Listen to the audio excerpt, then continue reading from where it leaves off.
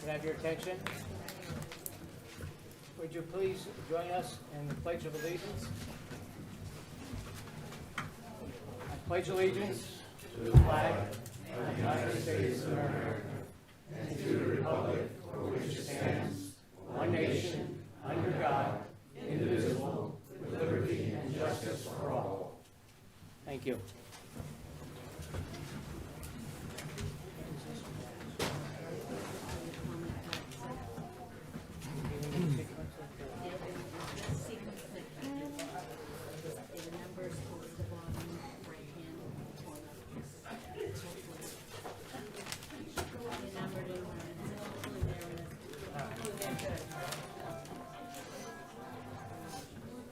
It's a good reminder, if you've got your cell phone here, please put it on silent.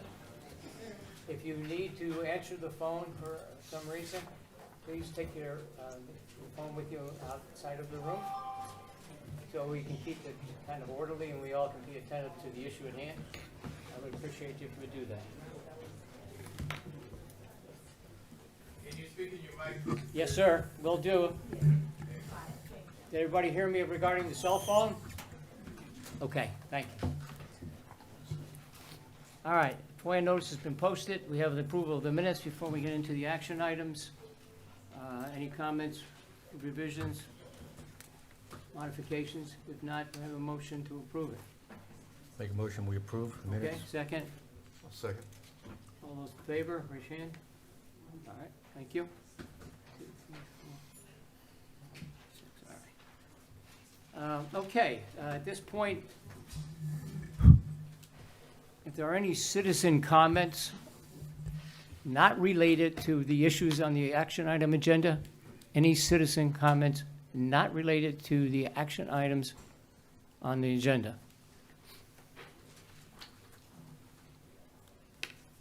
Okay. Seeing none and having none in front of me, we'll move forward. All right, the first issue in front of us this evening is the zoning map amendment, rezoning request for 21 acres located at Laurel Bay at the southwest corner of the intersection of Rosetta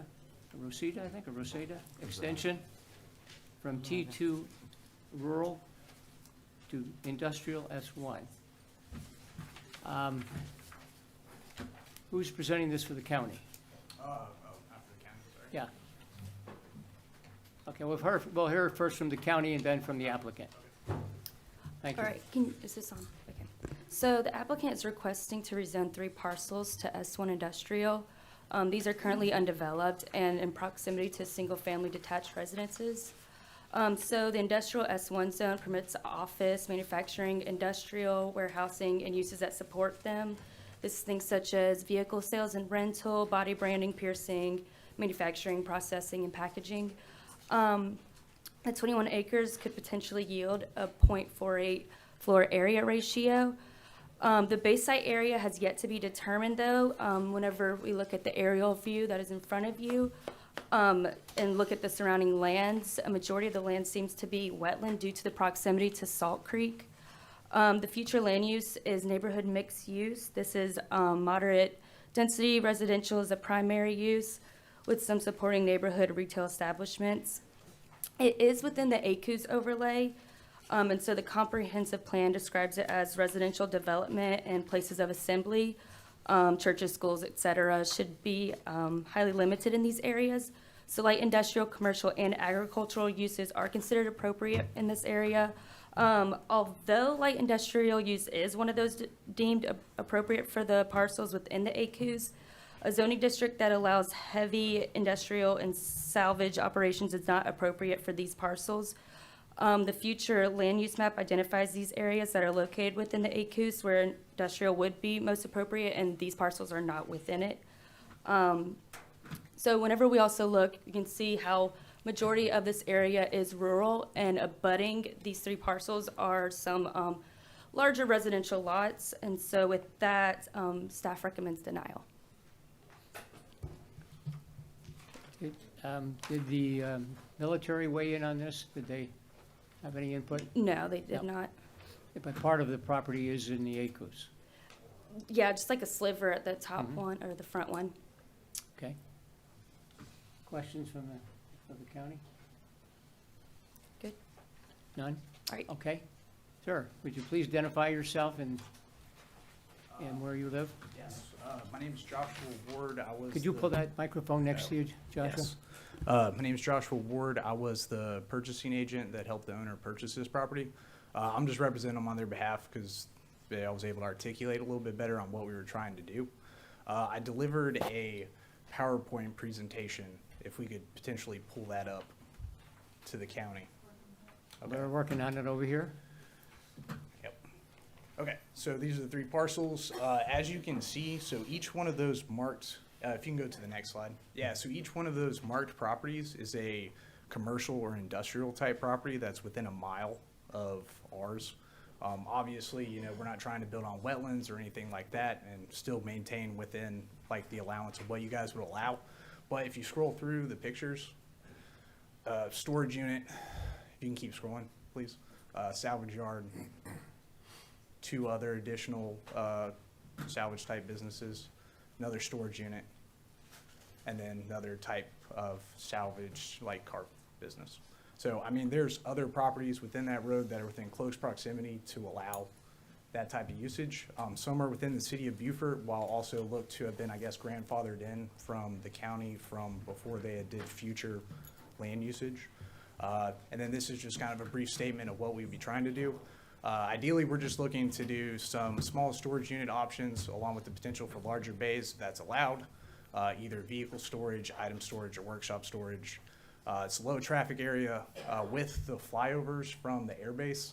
I mean, it is like super loud there. So the fact that it's, you know, being proposed to be primarily residential, I'm kind of surprised. Just because, you know, jets are flying over like at least 100 feet, you know, there. So I live, you know, a little bit further up the road from there, and, you know, it shakes the house almost whenever the jets fly over. Ideally, you know, we're just trying to kind of get it to where we can provide something that's currently in need right now in Beaufort County. You know, a lot of people are moving here. There's not a whole lot of storage options available that have availability, and just trying to create, you know, a business type that'll be beneficial for the area. That's it. Questions? No? Thank you, Joshua. Richard had a comment. It's regarding this issue? It's only just one? As far as I'm aware. Okay. Please come forward if you are making a comment related to this issue. Thank you. We'll listen to some public comments. Just before we start the public comments, and I will give this a instruction as well on the next couple of issues. If you haven't already and you wanted to speak on a specific issue, submit your request to speak to the Community Development Department Secretary to my immediate left there. You'll be allowed 3 minutes to speak. We'll be respectfully listening to your comments. At the podium, please clearly state your name and address for the public record. And please in turn be respectful to the public forum that you are in. This public meeting is recorded and therefore becomes a matter of public record and as does all correspondence on this issue directed to county officials. Please, if we have multiple speakers, I would say please try to avoid repeating comments already offered. That's not additive to our information. And please and I said already, please place your cell phones on silent so that we can listen attentively to the speakers. Just as a reminder, on these issues, this issue, PC, the Planning Commission, is an advisory body to County Council. As such, Planning Commission recommendation on this issue goes forward to County Council through the Land Use and Community Services Committee, then to County Council for the review and voting determination. So the Planning Commission recommendation on this issue is a step in the review process and voting determination by County Council. I have the name of all I have is Richard, or is it just first name Richard? Mr. Richard, or is it Richard, 151 Laurel Bay Road? Beaufort, South Carolina. Just got this? Is he out in the hallway? Yeah, he's out in the hallway, he's made his way in. Mr.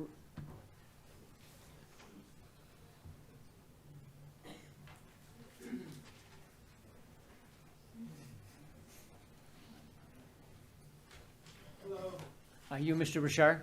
Richard, yes, sir. Okay, Richard, okay. And would you please state your address for the record? It's 151 Laurel Bay Road, Okay, and I was just trying to figure out exactly how this would impact the residents. Obviously, the property bumps exactly to the backyard of our property, and I wasn't sure of what the setbacks and the requirements would be if this were to go through and the zoning were to be changed. okay. For the county, anybody would like to respond to that?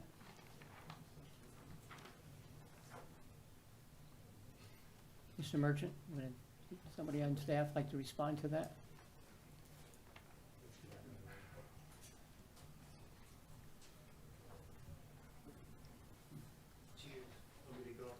Yes, please. Well, this is a zoning amendment, I'll Yes. remind you, so I don't know what the use is. So it's very speculative at this point, but there are buffer requirements. And when you're looking at light industrial, or industrial type use to residential, you're talking about a 50-foot buffer. But it's gonna depend on what kind of development occurs on the site. So anything permitted under S1 industrial could happen if this amendment moves forward. Okay. Okay. That's all the information we have for you on that one, and Richard, at this point. Any further comment you care to? No, I think that'll do us. I think 50 foot would be okay. I think as long as there was at least enough buffer to protect us. Have they said what they proposed to put to that if they were to get an industrial zoning? The gentleman just spoke to that issue regarding storage capabilities and storage sheds. Storage sheds? Mm-hmm. Okay, awesome. Thank you so much. Thank you. All right, are there other speakers on specific to this issue? Yes, ma'am. Please come up, identify yourself Sure. for the record. My name is Maria Mims, and I live right next to that property. And I live at 16 Rosada Road Extension, and the property is directly behind us. And he actually started clearing out the property mid-August, and he did come approach us and talk to us about that. But the area is full of crime, drugs, prostitution, and we're afraid of the traffic that it's going to produce. And around on our road is a curb, and people already speed through that road already. So we're concerned with more traffic coming through, and we do have children in the area that it will cause an issue because that curb is a sharp curb. And we're also worried about the military too, because that traffic, the military travels that road a lot too. So the increased traffic would affect them and their families also. And we also have an issue with trespassing on our own personal property that we've had. And we've had to call the police several times. I know they're tired of us. They know us, I'm sure. So I'm concerned with if there's going to be storage units on that property, will that affect the storage units on that property? Because the people around there don't respect boundaries at all. They cross over onto your property, especially during night. And there's a lot of traffic during the nighttime that we're assuming is associated with drug trafficking and whatnot. And also we had an issue with the Beaufort County Public Works was trying to access our property. They're trying to dig water on our property. They were saying there was some kind of drainage issue, but we don't have any drainage issues. And we talked to them about that. So we're not sure if that was associated with the person trying to get water, because accessing our water, public water. But again, Public Works never got back with us and talked to us about what was going on. So we just let it dissipate. And again, the traffic, military base, and the crime. Crime is a big problem in the area, and the drugs. Big problem. Thank you. Still ongoing. Thank you. All right, thank you. Mr. Merchant, do we have the clock working on the 3 minutes? I think we're going to need that. Yeah. Yes, ma'am, would you please state your name and your address? Yes, my name is Rhonda Doherty, and I live at 4436 Pinewood Circle. But could you please pull that map back up that shows where the property is? So if you're looking at the purple, I own 17.5 acres just adjoining that to the left. You know, and I understood that they wanted to put some storage units in there. So I did a quick search of storage units, and just at the end of the road, you know, not even a half a mile, there's a company that has 3 different lots of storage units. And just as a matter of fact, over the weekend, you know, we rented one of those, so we know that they're not at capacity. And then in my search, just within, you know, 5 miles, there's 5 storage units companies, you know, that people could choose from. You know, and this area is rural where we have, you know, we're just totally wooded, and we just hate to see that destroyed because, you know, there's not a lot of that in Beaufort County anymore. And, you know, we just want to keep it the way it is. So, thank you. Thank you. Are there anyone else wishing to speak on this issue? Okay, if not, I'll bring this up to the dais. Any comments? Ed, there's a guy in the back. You do have one out there? All right, sir, please. Apologize for the inconvenience of the lack of chairs, but I understand we've tried to get more, and then we just don't have enough. Hi, my name is Blake Kennedy. I'm the owner of the property in question. To address some concerns, buffer zones would absolutely be a main concern. Fencing is going to be around any project that I do, so that's going to help any kind of trespassing, you know, the wanderings that go through in those woods. I'm definitely going to be implementing a lot of security. You know, if we decide to do a project, it's going to be more commercial. I'm only really looking to, you know, have those companies that distribute large goods. That's kind of where I'm going. It's all proposed at the moment, so, sorry, I'm out of breath. Had to run to get here. But I just want to make sure that everyone knows that this project is definitely going to be something that we take everyone's opinion into account, and to make sure that people are happy with what happens. We just want to provide commercial storage for the Beaufort region. All right, sir, thank you. Yes, sir.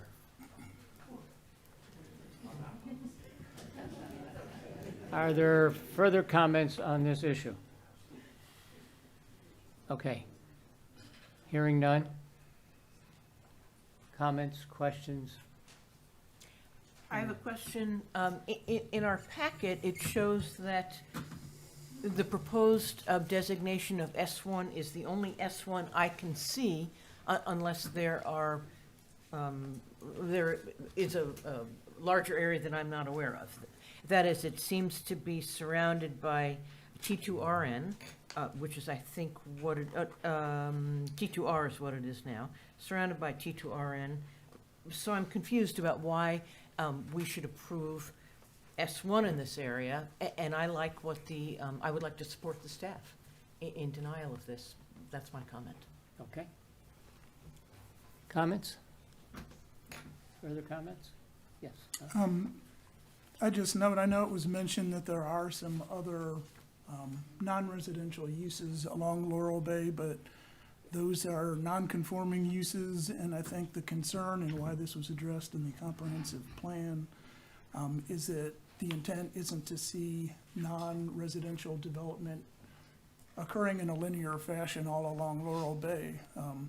So while there may be some that are there as a result of non-conforming uses, I agree with my other commissioner's comment that I don't think this is in keeping with the intent of the comprehensive plan, and there are other locations where industrial uses and zoning are in place and more appropriate. Thank you. Further comments? I'd just like to comment that I'm in agreement regarding the comprehensive plan and land use as it was laid out and took several years to develop. And we are not but a year and a half from that point in time. This is supposed to be a 20-year plan for maintaining that property and a mixed residential use capacity. So I'm not inclined to look favorably on changing the zoning to S1. That's my comment. If there are no further comments, may I have a recommendation regarding the zoning map request?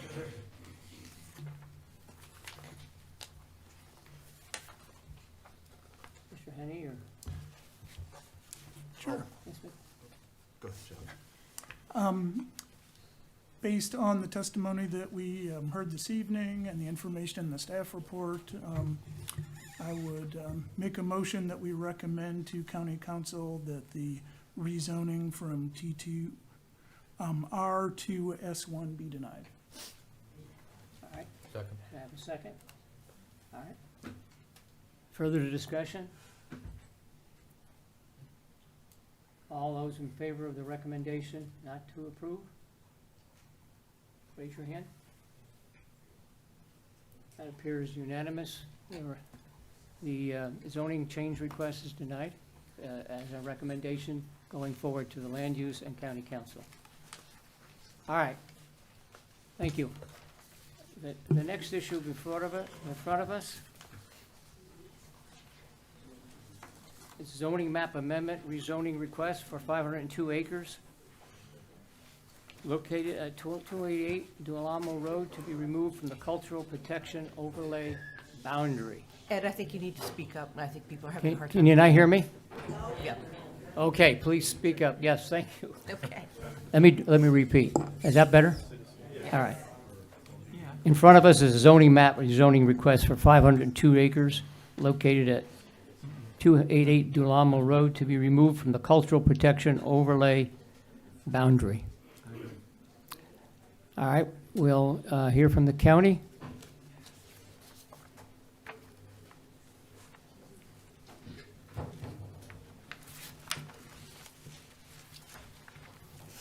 Good evening, Mr. Chairman, members of the Planning Commission. As the chairman stated, what you're looking at is a proposed map amendment to the Community Development Code that would remove the 5 parcels that make up Pine Island, the 502 acres, from the Cultural Protection Overlay District. Currently, the current zoning of Pine Island is T2 rural, which permits residential development at a density of 1 dwelling unit per 3 acres. It also permits very limited non-residential uses. The T2 rural zone is intended to preserve the rural character of Beaufort County. But Pine Island also falls within the Cultural Protection Overlay Zone. And the state enabling legislation defines overlay zones as that they impose a set of requirements or relax a set of requirements imposed by the underlying zoning district when there is a special public interest in a particular geographic area that does not coincide with the underlying zone boundaries. So if you look at the underlying zoning, if you think of like a transparent sheet of plastic with a drawing on it that you overlay, you have your underlying zoning, and what you're doing is with this overlay district, in the case of the Cultural Protection Overlay District, adding additional restrictions to what the underlying T2 rural zoning has. And specifically with the Cultural Protection Overlay, it restricts franchise architecture and prohibits restricted access or gated communities, resorts, and golf courses, which were deemed to be incompatible with cultural protection. Just a little bit of background about the Cultural Protection Overlay Zone. It has been established land use policy in Beaufort County since 1999. It was originally adopted in April 26, 1999, when the county adopted its zoning and development standards ordinance, or what we used to call the ZDSO. And it followed an extensive community process. The district, in its original language, had a stated purpose to provide opportunities to protect natural and/or cultural resources found on St. Helena Island. And some of the language from the purpose statement going back to 1999 has this statement: rapid in-migration would substantially alter the traditional social and cultural character of this area, that being St. Helena Island, as new residents represent different values and customs. The gentrification of the island would result in greater demand for urban services and eventually to the urbanization of the island. So that kind of gives you an idea of the some of the purpose statement and intent of that district when it was adopted in 1999. And it was reinforced, the county redid its comprehensive plan in 2010, which referenced the Cultural Protection Overlay District and, recommended looking at it and seeing whether additional policies and regulations are needed in a district. In 2014, the county adopted its Community Development Code, and at that time incorporated the Cultural Protection Overlay District in that code as well. So it survived a new code for the county. And then in November 8th of 2021, the county adopted its Envision Beaufort County 2040 Comprehensive Plan, and that further upheld the CPO as policy recommending the following. This is a specific recommendation from that code, from the comprehensive plan. Reevaluate the Cultural Protection Overlay District by assessing whether additional land use restrictions are necessary to meet the intent of the district. Consider the addition of specific design standards that reinforce historic Gullah Geechee development patterns and character. Include diverse representation on the steering committee that may be formed to guide the process, ensure public input from all segments of the community. So that not only talked about furthering the Cultural Protection Overlay District, but strengthening it and creating a community group, a community-based group to do just that. So in November 14th of 2022, County Council appointed the Cultural Protection Overlay District Committee. And that committee was formed, and it was given further direction by the Community Services and Land Use Committee on January 9th, 2023, to study the existing CPO ordinance and reinforce the overlay's purpose and improve the protection it provides to St. Helena. That's a paraphrase of the motion made by that committee, and I think you're familiar with that. And of course, this Planning Commission looked at that at our May meeting. That was adopted on May 8th, 2023 by County Council. So, that gives you a little bit of background of the origins of the CPO district, the CPO zone, and where it stands today. I will add that and I have a map here, and I think I'll just, I can hold it in such a way that, yeah. Thank you. And it's a little hard to read on this map, but the boundaries, they encompass the entire island with the exception of Dataw and with the exception of Harbor, Fripp, and the Barrier Islands, which include Hunting Island, Pritchard's, Capers, St. Philip's. And the language, when this was adopted in 1999, it specifically says in the applicability section that the boundaries of the Cultural Protection Overlay apply to all of St.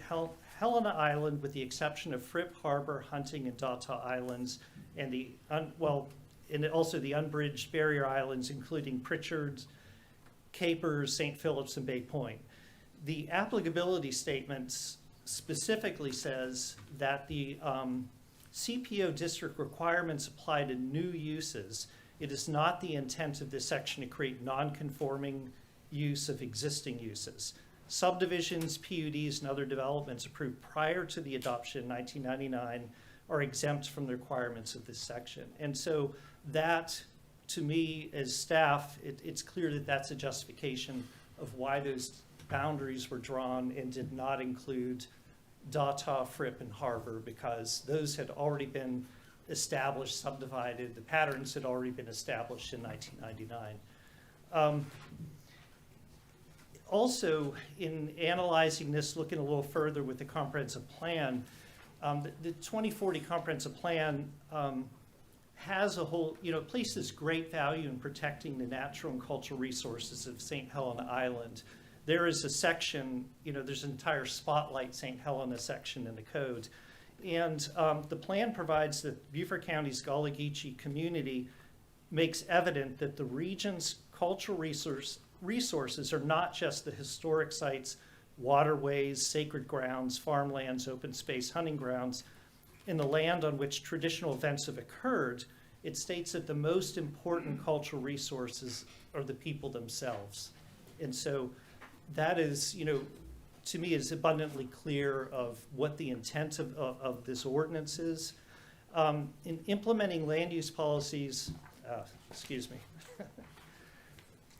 that concentrate growth in urban areas and protect rural land from suburban development are the most important actions the county could take to protect its unique Gullah-Geechee heritage. And that's a quote from the comprehensive plan as well. Is both a strategy and an action, the plan calls for the county to reevaluate the CPO district, as I mentioned earlier. And I will say that when the CPO committee met, one of the charges is that it improved upon the purpose statement to make sure that the intent of the code was directly tied to what it did, the prohibition of certain uses. And so some of the language that was added to the purpose statement, I'll read. It says that large-scale, rapid, or suburban growth, such as gated master planned communities, golf courses, and resort destinations, conflicts with the island's character and presents the greatest threat to the character and stability of the island community. Rapid suburban growth would not only change the character of the area and threaten the natural, cultural, and historic qualities of St. Helena, it would likely bring with it disproportionate and unsustainable short and long-term demands for urban services and infrastructure, and eventually lead to urbanization or suburbanization of the island, the loss of natural qualities which have sustained generations of islanders and which has resulted in the culture and history of the island. And so I think all of these really kind of point to what the target and intent of the district is. And as far as staff recommendation, just to sum up, staff recommends denial of the proposed amendment. The location and extent of the CPO boundaries were purposefully delineated to support and implement the comprehensive plan and the purpose statement of the Cultural Protection Overlay District.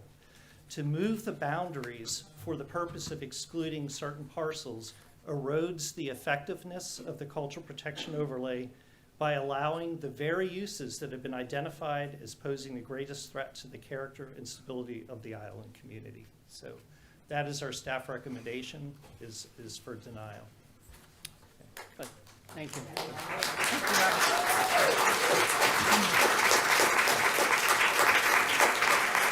All right, may we hear from the applicant?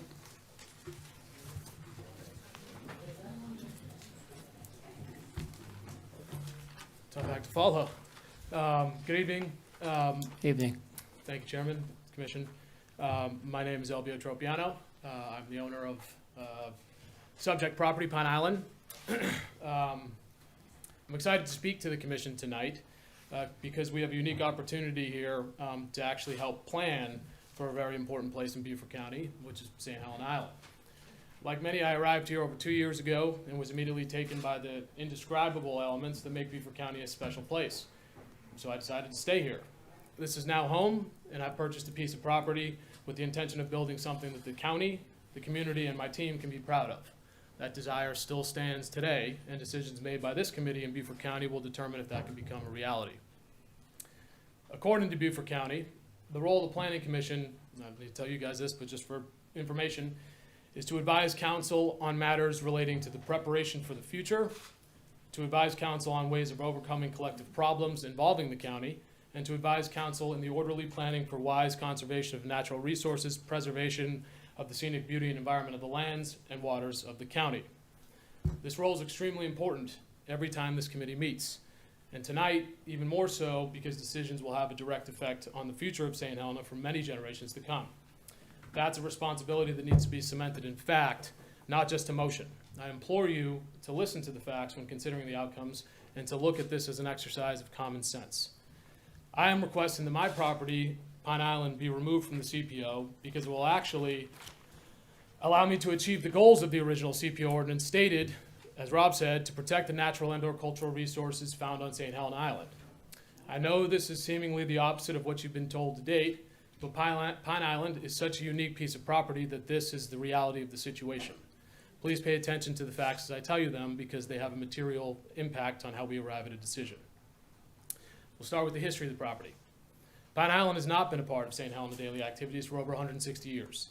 It's been a privately owned destination and utilized as a gated recreation destination for all of that time. Up until January 5th of this year, when you guys heard it first, most people didn't even know where the property was. It's at the end of a 2-mile road. You'll drive right by it unless you're looking for it, and it's hidden in plain sight. It's gigantic there, but if you drive by, you seemingly are looking at a series of woods. Pine Island has always been a resort. We have resort-style lodging, 4 buildings to house guests as they come out to enjoy outdoor recreation. We have historical letters and correspondence with people inviting them to come and enjoy said resort. We have letters to presidents, multiple presidents, inviting them and their children to come out and hunt and do recreational activities for a fee. The property is on the National Register of Historic Places as such, twice. It has been a gated resort, currently is a gated resort, and is factually, as you said, Mr. Henney, a non-conforming use under any iteration of the CPO, whether it be in 1999 or today. We have subdivision plans, road cross-sections, correspondence with engineers and architects and road planners and officials from 1958 detailing the future build-out. These items are important to understand, especially when considering the task of preparing for the future, because we need to understand the past when considering zoning changes. The second thing is the uniqueness of the property. There's been a ton of misinformation, significant misinformation regarding my property, so I want to set the record straight with facts. I'm not making this up out of thin air. It's all based in science, math, engineering work, and the product of millions of dollars of survey work that I've completed to date and haven't been required to. Pine Island is the single highest and driest parcel of land of its size in Beaufort County. The property is 502 acres and only has 5 acres of wetlands, the whole thing. 96% of the property is sand. 79% of that property, of that sand, is classified as A1, meaning that it's the most well-drained in the entire county. The property has over 7.5 miles of shoreline, deep water shoreline, 38,762 linear feet. The bluffs range from 20 to 45 feet in the air. It's high and dry. The property's been gated for 60 years. It actually has 2 gates, and those gates are grandfathered into any subsequent development. The entire property has powered by Dominion, and has water provided by Beaufort Jasper. That goes all the way out to the island. The island portion of my property is actually developed. It has been developed since the turn of the century and is the only developed part of the property. Unlike what most people have been told, it also has power and water, like I just said. It has established access, a bridge and a causeway, and there are people that live there. There are 0 cemeteries on my property. We got people running around everywhere saying that there's 15 of them. That's a lie. We've done the work in order to ensure that. This planning commission heard from my archaeologist, the very head of the archaeology team that did the work in Mitchellville. We selected them intentionally and dug over 30,000 holes, 3 times the state standards, and did it to the standards of the Department of Education so we could invite kids to come out and further our work. Children. I've been saying this for 2 years.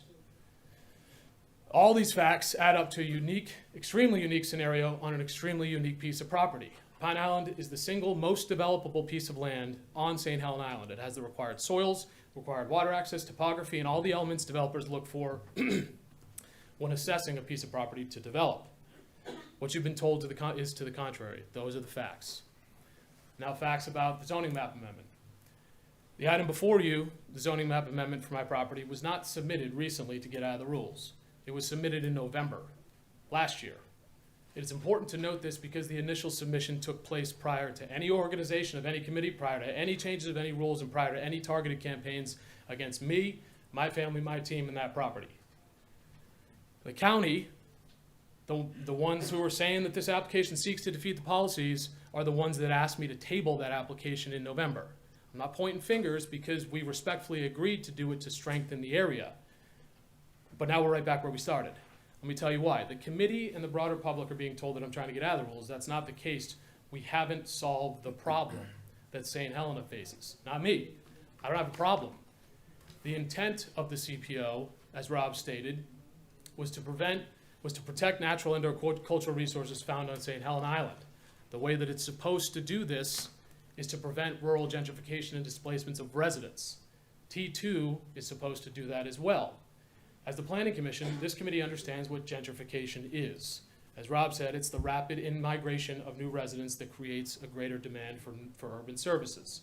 As the Planning Commission and this committee should also understand, is the single most important variable when assessing new development in terms of preventing gentrification is new resident adds, period.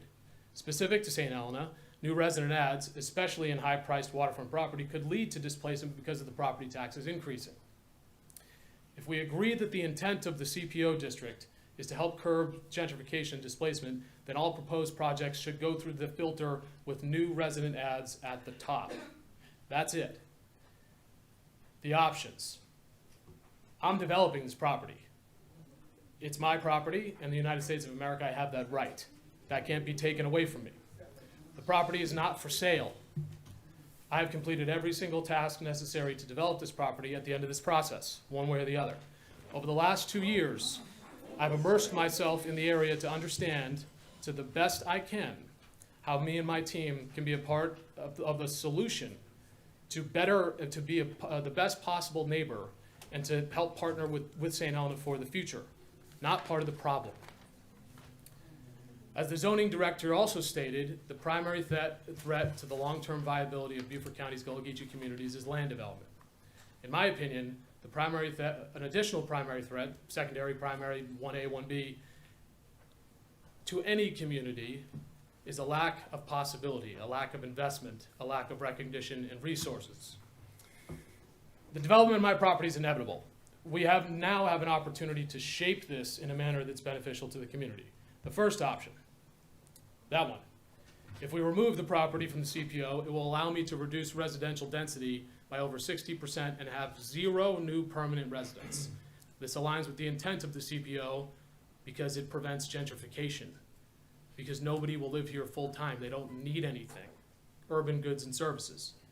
I'll reduce dock density by over 90%. This aligns with the language of the CPO because it protects waterways, which is a noted cultural resource. I will permanently keep over 80% of the property as open space and green space. This aligns with the intent of the CPO because it's tied to the natural environment. I've created a foundation that will be seated and funded in perpetuity to support local organizations and businesses battling against cultural loss. In order to do these things, I need a business, I need an engine. That business, yeah, it's a golf course, but a golf course can't displace residents, especially on a property that I already bought with no residents on it. A golf course cannot raise property taxes for other residents of the area. Commercial uses are not comped against residential uses, period. That's how property taxes work. In my opinion, that should be considered. This is critical to understand, and choose to believe me if you want. In this option, I make $0. None. It's intentionally built. Hey, please, let's be respectful. It's intentionally built to be a part of the community, an engine with the least amount of negative impact. This is you'll hear from other people tonight to corroborate, but this is the opposite of what developers do. The exact opposite. Red herring this, red herring that. I've been saying it for 2 years. If I wanted to build 166, I wouldn't be here in the first place. The second option is a gated residential community of 166 homes, 166 septic tanks, 166 wells, and over 100 docks. This is the only other economically viable use of the property. It's zoned for this today. I've taken all the necessary steps to maximize the return on my investment. Using the rationale and intent of the CPO, which is preventing rural displacement, the ramifications of this option are significant. It'll add 500 new residents. That's synonymous with rapid in-migration. It'll generate over 500,000 new cars on the roads. It'll add over 100 kids to the school system. It will change the voting dynamics for the entire area. And it may likely increase property taxes across St. Helena, and it may actually incentivize other people that own waterfront property to comp against me. These aren't threats, these are options. I'm searching for a way to work within the system, but I need everyone to recognize that we have to do this together, not screaming and yelling at each other. Overcoming collective problems, another task of the Planning Commission, which you guys do a great job of. Taking all the information and making a recommendation that's in the best interest of the community, natural resources, the broader county is of the utmost concern. If we can agree that new resident adds are the single largest threat to gentrification and displacement, it's an easy decision, but we gotta overcome the problem together. The problem is misinformation. Number one, that 166 isn't real. It's very real. We've done 2.5 years of work to go down that path. It requires zero input from anybody except for the zoning director in the SRT room, which we've already done. Activists are saying they can affect the outcome of my development. That's not true.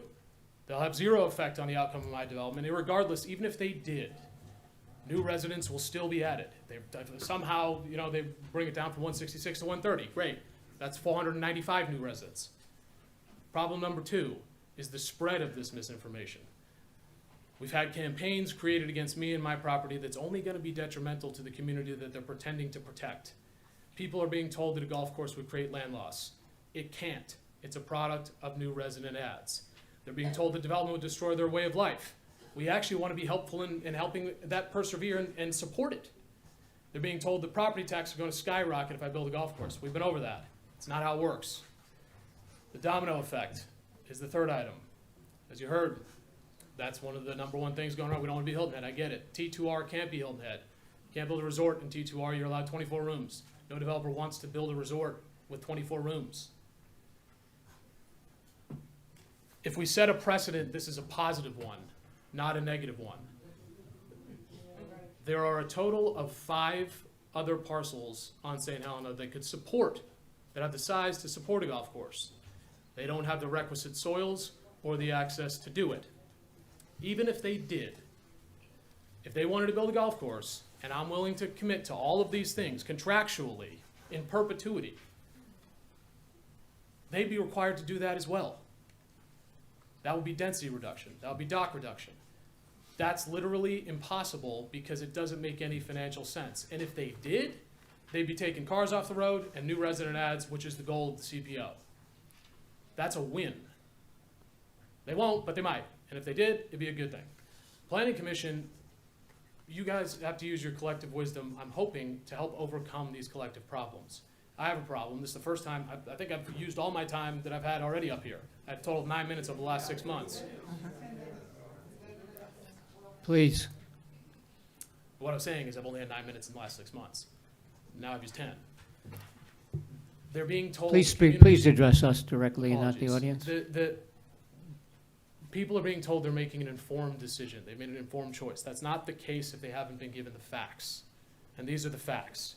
It's unclear to me how staff could come to the conclusion that moving the boundaries of the CPO to exclude this parcel would erode the effectiveness of the CPO by allowing the very uses that are identified as the largest, greatest threat to the area. The greatest threat is resident ads, period. Not a game, not a sport, not a use. People. The plan I'm pursuing adds 0.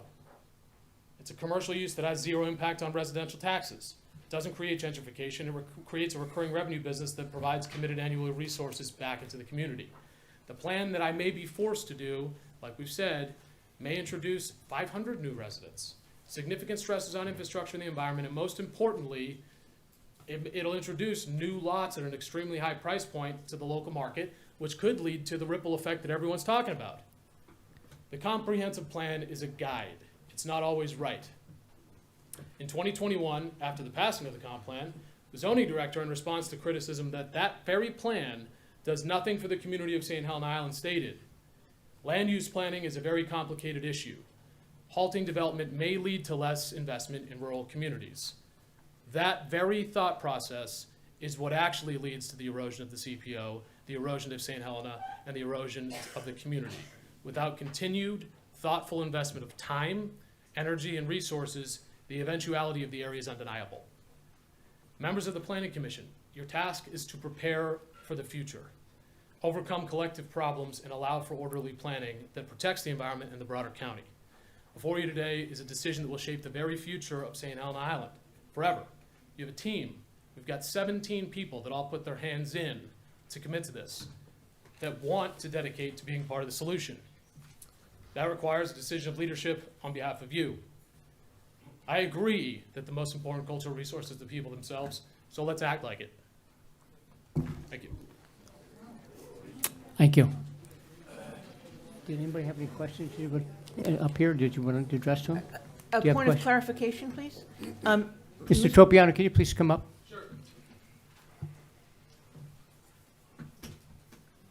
Just a point of clarification. Yes, ma'am. At least since January, you've said, and you said it again tonight, that there will be no permanent residence on Pine Island, and you've offered various explanations, which I believe they're speculative. Are you going to ask people who purchase property not to be a permanent resident?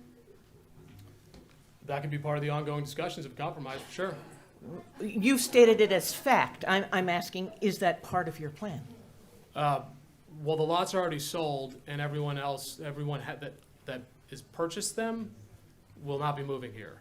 But as part of the compromise, we can have a discussion, I would love to entertain it, as to how to make that a reality forever.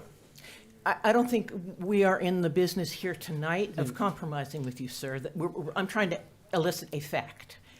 Do you have a document to those to whom you have sold lots, whether they are investors and speculators or whether they intend to move here, whether or not they choose to live here, and your document says you can only live here 6 months of the year, or July, August, and September, or January to May? You haven't answered my question. It's a simple question. There are no covenants and restrictions documents that have already been drafted because I haven't gotten through the zoning process. So the answer to your simple question is no, but the elaboration to the longer answer is we can consider it. All right. Thank you. Other questions for Mr. Tropiano? Okay, Mr. Tropiano, did you mention some other members of your party that were going to make some comments, or? I think during public comment time. All right. But if they can be afforded the opportunity to walk up here, I'm sure they wouldn't mind. I think we'll wait till public comments. Okay. I Thank do you. have one question. Mr. Tropiano, Yes, sir. you said your property is already gated? Correct. That's news to me. Okay. been When gated for when now- did that happen? 59 years ago. 59 years ago. Correct. 2 gates. Please, this is a discussion between Mr. Propiano and the Planning Commission. You'll have enough chance to make your public comments. Yeah, so there's a gate. The reason I figure that the reason that people don't realize that it's gated is because the gate is about 150 yards inside the property. But it's there and dated 59 years ago. Thank you. Thank you. Yes, sir. Any Thank other you. questions for Mr. Tropiano? Okay. We're ready for public comments. Just a couple of things. Again, I'm going to ask that you speak for 3 minutes. We have, I believe, we've got a list of 34 speakers. And so we give 3 minutes each. We're here till 8:30, just 37. Yes, I did know that. I knew it had. a- So I'm going to ask this. Stainless steel. If you hear things said before you get to your particular turn to speak, please try to avoid being redundant or repetitive. It's not going to be productive. We would like to hear as many different inputs as you'd care to provide. But again, I would say, first of all, if you can, stick to your 3 minutes. We have a clock up here to remind you. I would say be respectful in your comments. We're not going to debate you, we're just here to listen to you and gather that input. And as I mentioned to you, this is a recorded meeting, so all of your comments will become a matter of public record that can be viewed for as long as they have the videos available. And we're, again, an advisory body to county council, and as such, make a recommendation, the final decision being that of the county council in a public meeting that will accompany that. So with that in mind, I'm going to start with the first speaker. I will mention your name and hopefully get it correct. And if you would just come up and again state your name and location for the record. You're being televised, so by all means, please be respectful of that and the people who are not here as well. All right, are we ready? First speaker I've got on the agenda here is Robert New. Good evening, Mr. Chairman, members of the commission. We greatly appreciate your past support. I can't tell you how much it means to the residents of St. Helena. To the dated question, 1958, Eisenhower was president. They never followed through. This was just a concept that was submitted. The argument that it was still good in 1999, 41 years later, is ludicrous. This is the ultimate, what you call it, the Eisenhower Hail Mary. The developer often calls his proposed gated private golf resort a legacy development. Sadly, the legacy would be the destruction of the Gullah Geechee culture on St. Helena Island. An exaggeration? No. The Fuskie, Johns Island, Hilton Head, and many other places that were thriving Sea Island Gullah Geechee communities are now primarily golf resorts. Not this time. Not this time. I'm going to ask everybody in the room to stand who supports St. Helena. Thank you, Mr. Chairman. Thank you.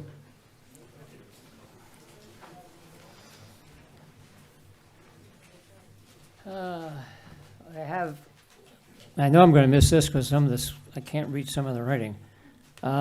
Elder, looks like Jack. At 45 Ladson Road. I got the right. 45 Ladson Road, St. Helena Island. All right, sir. I listened at the owner of the property on Pine Island. He said that the people on St. Helena didn't even know it was there. Well, that's the first lie you told. I'm pastoring the church with a deacon that worked at that place until he died. So I know about it. I know all about it. I was born and raised on St. Helena Island. I might look 35, but I'm soon, I'll soon be 89. And thank you, sir, for the statement you made. It happened on Hilton Head. It happened on the Fuskie. We don't want it on St. Helena. All this good talk that these builders, they come, they purchase the land. If I quote from the Bible said, wise builder will first take time out and count up the cost. When you bought that piece of property, you should have searched it out. Contact some of the people on St. Helena and see whether it was feasible enough for you to put a golf. We don't want no golf course on St. Helena. People ain't as dumb as they used to. Let me rephrase that. Black people is not as dumb as they once were. You got people that come to St. Helena. I've been here practically all my life. I left in 55 and moved back in 81. And Pine Island is a nice place. You put a golf course there, you ain't got to worry about no more crabs. All that, you just say you got to have a separate tank to each house that you build over there. Where your water gonna come from? You talking about is city water on Pine Island?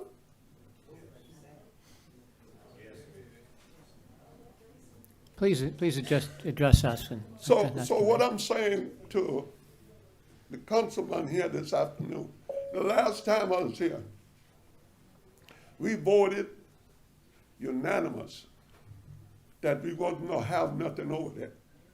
I don't even see why it's this meeting. You're gonna rezone. Rezone means when you rezone something, you taking it out of the other zone that it was in, and he gonna be feasible to build what he want. I vote no against rezoning it, and I hope everybody on St. Helena do the same. Thank you. Thank you.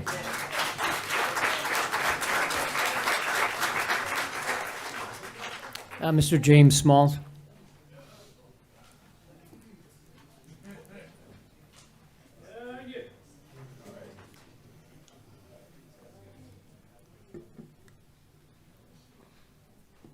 Thank you very much for having me. Spent 76 years on St. Helena Island. Been there, been Eddie's Point Road, Tom Fifth Road, the Lawnmower Road were dirt roads. Raised up around Pine Island. So that's a lie when they say we don't know where Pine Island at. A lot of us know. We had to use boats called bateaus. You know, everybody had a boat down at the river that we could go out to the river, fish, catch crab. Not because we were selling it, because that's the way how we live. You know, boys and girls could go out, catch crab and fish, take it back home, and it was a meal for your family. Now you tell me I got to give up this life because the plan wasn't to come here to develop something for us on St. Helena Island. It was supposed to be a result that when the rich people, whoever, come in, they could hang out a little while and then they could go back home.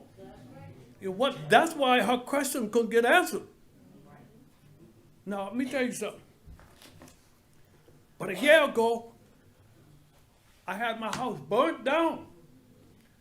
I said, didn't have no water because the hydrant didn't work. I had to stand there and look at my house burn. But that's not the issue. The question was, I wanted to know, do we have enough water pressure coming on St. Helena Island to support all these other things that we want to put there? I can tell you the answer right now. No, we don't. I just went and rebuilt in the same spot where my house burned down at. When I got done, somebody decided that they're gonna call to the building department and said, he didn't have a permit to build a garage. But I did have a permit. So when they came back, they told me, hey, listen to this big word, y'all, zone. You have to have you in the zoning area. I said, okay, what you need? We need to have a plot plan showing everything. I said, well, I got a plot plan. I had it for 52 years in the area where I live. Guess what happened? No, you had to go and get another one. I said, well, the land didn't move. It didn't go anywhere. It's still there. The storms are still there. I had to spend $1,000, y'all. Today, $1,000 I had to spend. Mr. Smalls, would you plot plan. please address us? To get a plot plan. Yeah, we're together, but I'm just telling you. Zoning gonna lead to a change. The change is gonna be that the things they said in Bluffton, that they said in DeFusky, that they said in Hilton Head, that they said in Bluffton on Oyster Factory Road, everything's gonna change. Don't believe that it won't be a change. Ask everybody who used to live in Hilton Head, Bluffton, all the way to Hardyville. It will be a change. No is the answer. No. Thank you. Mr. Mike Hughes. Mr. Mike Hughes. Mr. Chairman, Yes. matter of privilege, please. Yes. Just again, for the record, let me introduce myself. My Yes. name is Richardson LaBruce. I'm with Finger Melnick, Brooks and LaBruce, and on Hilton Head, and we have been retained by the county to represent the Planning Commission here, not the applicant, not the county, but the Planning Commission. For that reason, I just want to reiterate what the chairman has said. It is imperative that anybody who is speaking speak into the microphone and try to direct communication to the Planning Commission. That way, the recorders and the people who are maybe viewing this online or at home are able to hear as well. So if y'all could just please make sure that you speak very clearly into the microphone. Thank you. Thank you, Mr. Bruce. Yes, Mr. Hughes. Hi, my name is Mike Hughes with Thomas Nutton Engineering Company. So there was a little bit of conversation about way of life and the property not changing. The property will change one way or another. It will be developed. So I just want to make sure it's very clear the property is getting developed.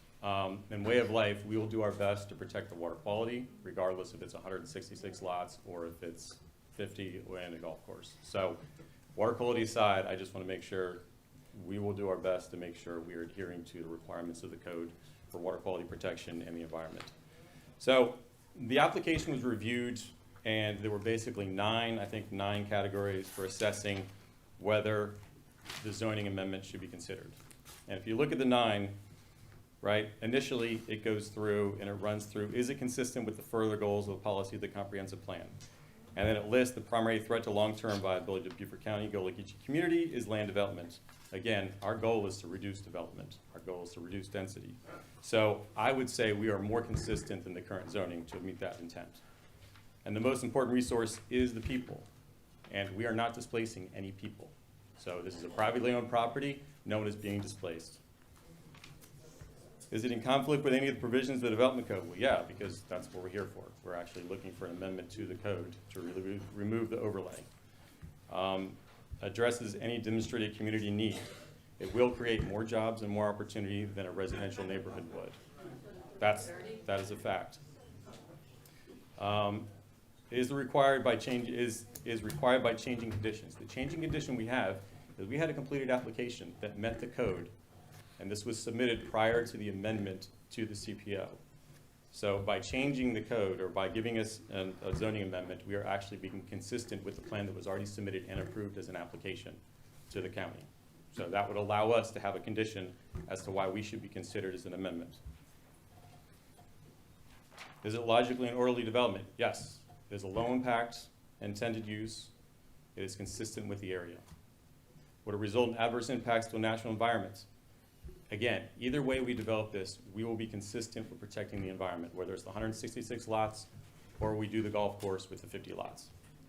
Would it result in development of adequate services and public facilities? We will ensure it is easy for us to meet the public facilities needs if we do 50 versus 166. But either way, we will also have sufficient uses for the amenities and the public services that are out there. So that's what I have. Thank you. All right, thank you, Mr. Hughes. Janet McCauley.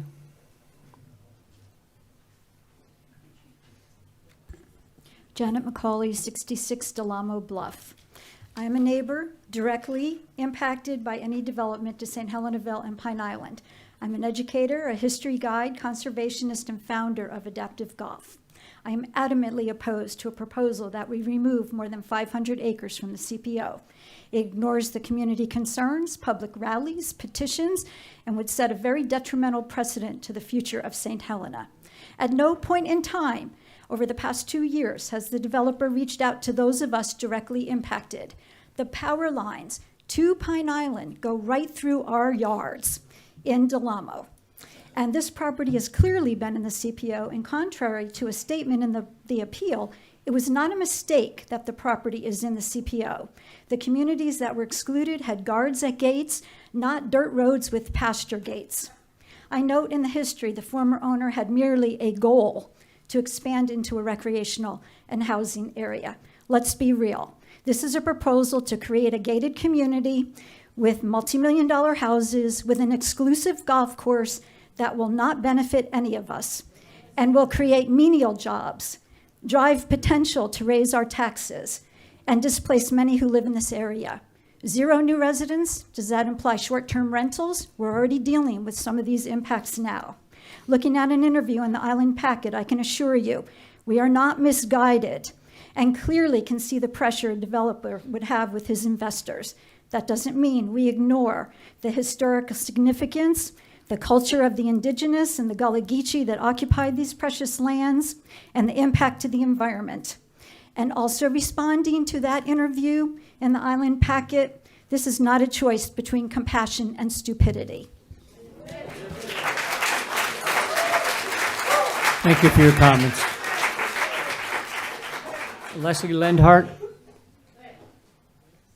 Leslie?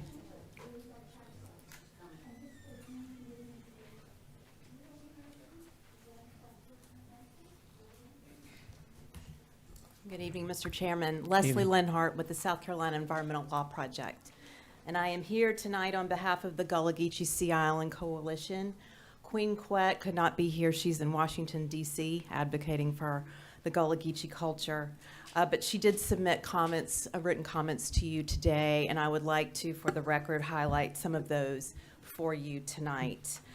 We are asking that the commission support the staff. We very much appreciate the staff's recommendation to deny these rezoning, and we feel that this property should not be singled out with this rezoning. We oppose any of the zoning changes. All of the properties on St. Helena Island, Pine Island, and St. Helenaville should remain under the CPO zoning as they have since 1999. The bottom line is that golf courses, gated areas, resorts, and planned unit developments are incompatible uses with the Cultural Protection Overlay District, as they have always been, even before the amendments were recently approved by the CPO committee. A golf course is a golf course is a golf course. The staff has clearly recommended denial of this rezoning, which we do appreciate very much. On St. Helena, there are many historic sites, there are waterways, sacred grounds and farmlands, open spaces, hunting grounds, and the land on which all of the culture's traditional events have occurred. It's the tradition to farm, it's the tradition to hunt, it's the Gullah Geechee tradition to navigate local waterways. It's the Gullah Geechee tradition to bury near the waterways. The waterways are sacred to them. So given that the comprehensive plan identifies land development as the primary threat to the island culture, the rezoning is inconsistent with the CPO before and after the amendments. Therefore, we ask again that you do not single out this property at 288 Delamo Road, and that you deny the rezoning and as well deny the appeal that is before you this evening as well. Thank you very much. Thank you. Anthony Jones.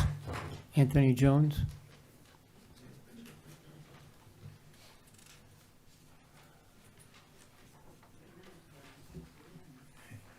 Mr. Chair and members of the commission. My name is Anthony Jones. I'm at 42 Robert and Clara Trail on St. Helena. I'm a 64-year resident of Beaufort County, a 20-year resident of St. Helena. I have family members who were born and raised there on St. Helena. My step-grandfather has one of the main patriarchs of persons that purchased property, Mr. Pompey Coaxum. Many folks would know he's one of the members that purchased land shortly after enslavement. You know, this is again, as history repeats itself, this is another situation where someone comes in, have only been here for 2 years, and now want to see a change and said that they're going to be a savior of all. I'm glad that you all opened the meeting with the Pledge of Allegiance. On a cold January afternoon, there at Cap Saxon, in the diary of General Higginson, he mentioned of how the soldiers look and how the ceremony when they began to read the Emancipation Proclamation. And sporadic out of that came the song, my country 'tis of thee, sweet land of liberty. And he said that took over because he realized that was the first time that the formerly enslaved could now say, this is our country. And they were promised 40 acres and a mule. But it didn't take long for Andrew Johnson to rescind that. But then we had folks to go ahead and purchase the property. You know, I asked you to vote no on this for several reasons. One, for the historical reasons. This is where the Gullah Geechee culture came and was first freed in November of 1861. This is a place where we call home. This is a place that we don't need somebody to come in to tell us how we how they can help us. We've been helping ourselves already. So, Mr. Chair, members of this commission, I sincerely ask you to deny it. Thank you. Ernestine Atkins.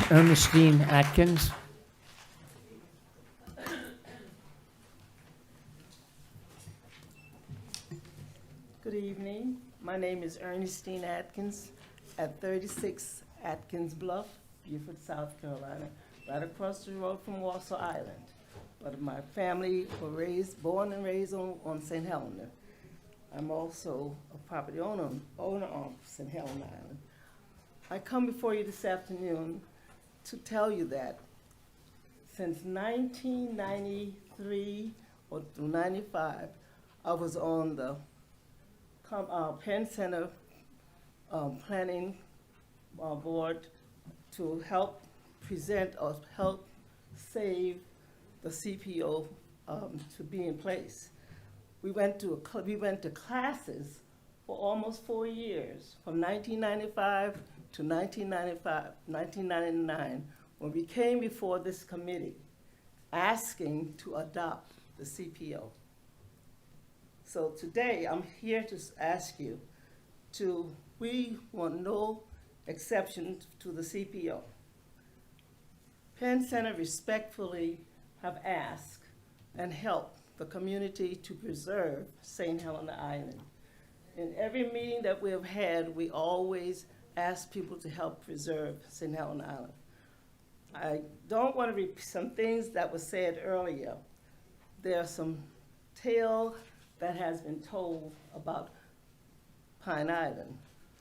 This is where Charlotte Fortin, the first teacher at the Penn Center since 1982, taught. She lived in that house that was on Pine Island, whether you know it or not. History repeats itself. And he said there are no artifacts on the island. I just don't believe that. I just don't believe that. As I was told from my great-grand-uncle, he lived over there at some point. And I know he told me there's some Indians or someone was buried over there. So whether he found it or not, where they were, I don't know. But I truly believe that that's not true. We cherish St. Helena Island. We really, really do. Again, we don't want anyone to come into our community. He said he was working on for 2 years. Well, doggone, I'm 76 and I must have been working on 25 years trying to preserve St. Helena Island. Who's going to have someone to come and say what we're going to do? You, as the planning board, need to show respect. You represent us. You have to help us do this. How many of you live on St. Helena Island? One. If you live there, you would know what we're talking about. But if you don't live there, you don't know. We have respect for each other, whether you see us fight or fall. We're gonna always, always stand together. My thing is no exception to the CPO. Thank you, Ms. Atkins. Jesse White. Jesse?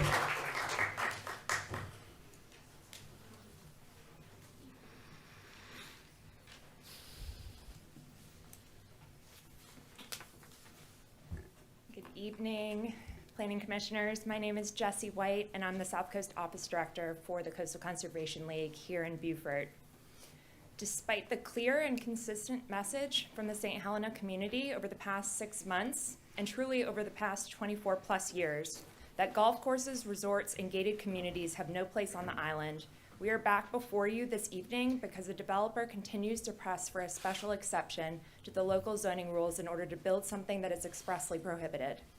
We commend staff for a thorough report outlining how the proposed rezoning of the Pine Island property to remove it from the CPO boundaries fails to satisfy any of the code requirements for such a request. We further commend staff for rejecting the thinly veiled attempt to evade the CPO's prohibition on golf course uses by subdividing the property and desired 18-hole golf course into 3 parcels of 6 holes each. Both these requests fly in the face of decades of thoughtful and intentional long-term planning in northern Beaufort County and everything the St. Helena community has stood for and remained consistently united around for decades. That golf courses, gated communities, and resorts directly threaten the sustainability of St. Helena's living Gullah Geechee culture, land ownership, and rural way of life. Our rules exist for a reason, and the St. Helena community has worked diligently to defend the CPO's longstanding protections for their islands that prohibit golf resorts and gated developments. The request for a special carve-out to build precisely what is prohibited is an insult. This was just reinforced by Beaufort County Council on May 8th, following the recommendation of this Planning Commission.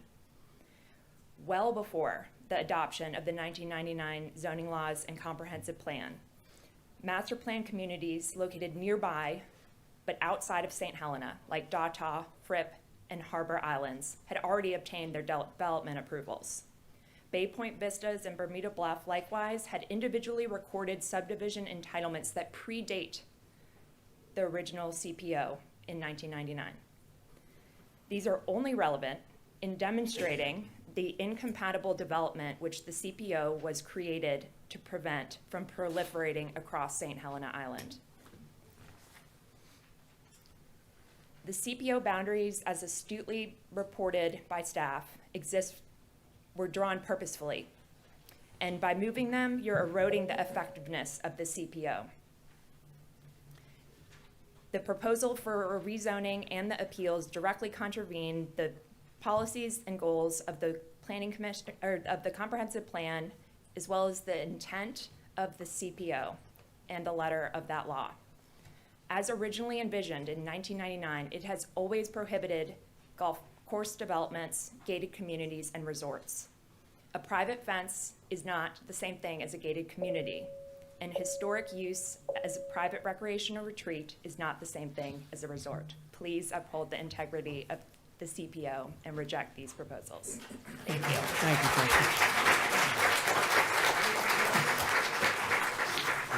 Trustee. Jack Smith. Jack Smith.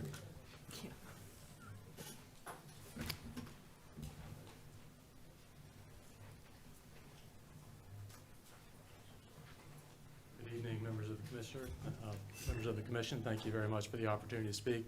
I'm Jack Smith. I'm an attorney with Nelson Mullins, representing the Penn Center. The Penn Center, of course, has been a backbone of this community for a very long time, and is proud to stand here and ask you to please support the staff recommendation and deny this request. The opportunity before you for determining what the facts are and how to interpret them is very important. I think that it's important that you do consider the facts, but I think it's important that you interpret them according to the comprehensive plan, to the applicable regulations that you have, and to come to the decision that I think the staff appropriately came to, that this is spot zoning. This is not really appropriate to try to take one large 500-acre tract out of a protective zoning code that's been in place for over 24 years now, and which has the unique opportunity to protect a culture, something that's been internationally and nationally recognized. The fact that a piece of private property has a gate and that their family and friends or invitees come and use it is not a resort. It's not individually platted lots. It's not really the type of development that one considers in a modern zoning code. But we've heard time and time again, this land will be developed, and at some point you will have to consider development plans for it. I think it's important that the CPO be the bedrock under which any such plan is considered. Whether or not it's a 9 or 18 or a 3 or 6 hole golf course, a golf course is really just a golf course. In 1999, and since it was first defined in the dictionary in 1890s, a golf course is either 9 or 18 holes. And so that's what the definition says in the code. But in fact, the industry within the last 10 to 15 years has started building, such as at the Carlton River Club, 6-hole segments to add up to 18. And so we see across the country an emerging type of golf course that is not the old style, but is a new style to give people a shorter time period, an ability to practice or to have short games and fit that into a busy lifestyle. So that type of development is a golf course, a resort where you have people that are coming into either their own home or some rental accommodations. Certainly some limited amount of that may be appropriate in the CPO somewhere, but at this point, the removal of 500 acres for some unknown project, whether it's going to be the threat of one thing or the threat of another, is really not before you right now. It's the removal of those protections from a very large area of the county that should be maintained before any type of development is considered. Thank you for the opportunity. Thank you. Thank you. Dr. Marie Gibbs. Dr. Marie Gibbs.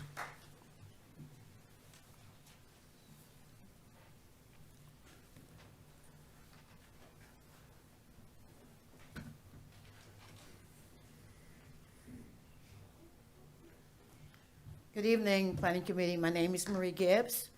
I stand here this evening, a long-term resident of St. Helens Island for more than 5 generations. I ask you to uphold the CPO plan that protects the way of life for us. We know, for examples, what we've seen over the years, how and what development have due to areas, high taxes, loss of history and culture, and displacement of the Gullah Geechee people. It's very easy to come to your area and see your dreams, not realizing the dream is already here. Life cannot be brought. We're not in the place where we were 100 years ago. We are very educated people with our own plan for our legacy and generational wealth. We don't have to be saved, or we don't need a savior. I ask that you uphold the CPO plan that you asked the committee to strengthen as they did. Follow the law that have guided development on St. Helens Island for many years. Thank you. Thank you.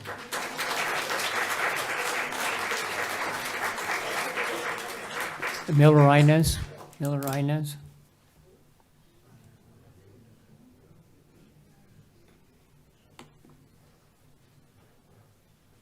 Good afternoon, and thank you for your time this afternoon to hear our statements. It's starting, you hear me? It's starting. The opening of another Hilton Head Island and surrounding islands on St. Helena Island. We don't want it. This is disrespectful for us to come back before you again and plead and beg for you to uphold the CPO. Please continue to do that, and I thank you for upholding it so far. We have 12,000 signatures and counting to the developers. How many? 12 staff members, 17 staff members. Is there any petitions that were presented to you by the developer that says that they want a golf course? I speak for the people here. Inez Miller, 184 Saxonville Road, St. Helena Island. I'm the community woodland advocate for the Center for Heirs Property. You cannot disrespect the people like this or the residents and the landowners that reside somewhere in the United States of America. They have a stake there on St. Helena. They do not want this. The traffic, Ladies Island Middle School, Beaufort High School, it's too much. People say we have a jewel here on St. Helena. Let's continue to protect this jewel. Stop accommodating developers because they are waiting to come in and take our jewel. We don't want this. We value our land and our property. Money can't buy us. We don't want a putt-putt golf course either. No means no. That's what your parents taught you. I'm sure you all heard it. Thank you. Thank you.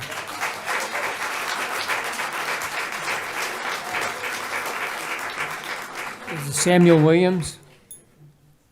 I abstained, but I just said All right, sir. Thank you, sir. Star Dunbar?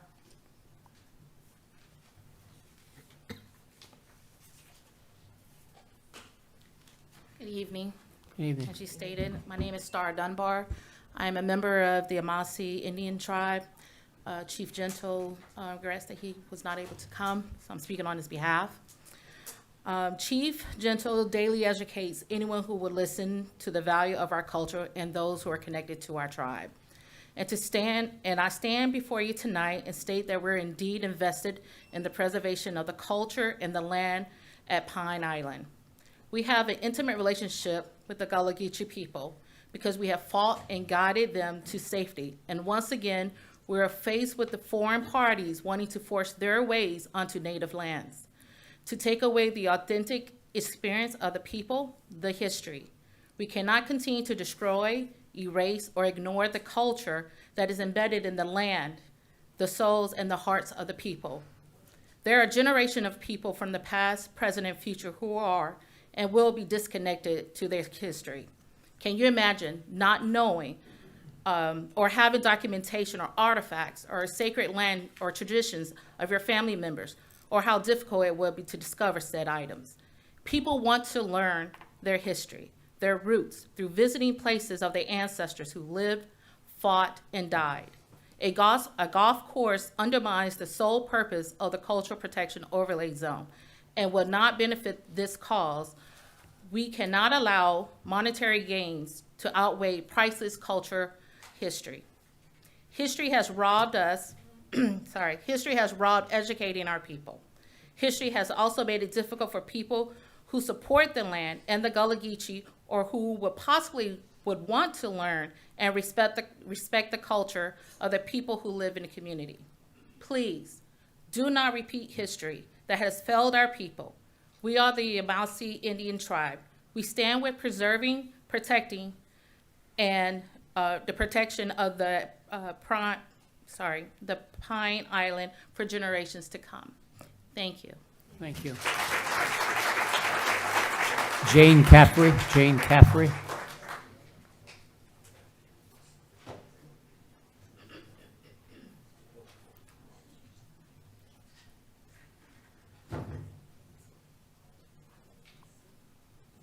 Good evening. My name is Jane Caffrey, and I live in the Del Amo section of St. Helena.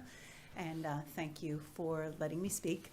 So I just want to mention the reason why I feel so strongly against excluding the Pine Island from the Cultural Protection Overlay.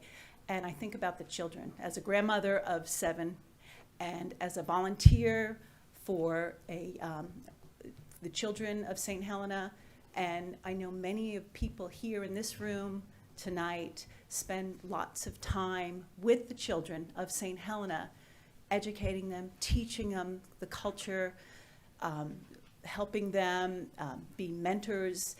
What kind of precedence would it set if we tell our children tomorrow that, sorry, we're giving up this island for the money, that, we don't care about your future? So I just want everybody to really take the children of St. Helena, the Gullah children, all the children into account when we think about what does it mean to preserve the culture. Think about their future, their children's future, and think about the stories that were told tonight about growing up as a child here. I've been here 8 years, and I find it a privilege to live among such a rich culture. But think about the gentleman who talked about crabbing and fishing and being able to spend time in the water.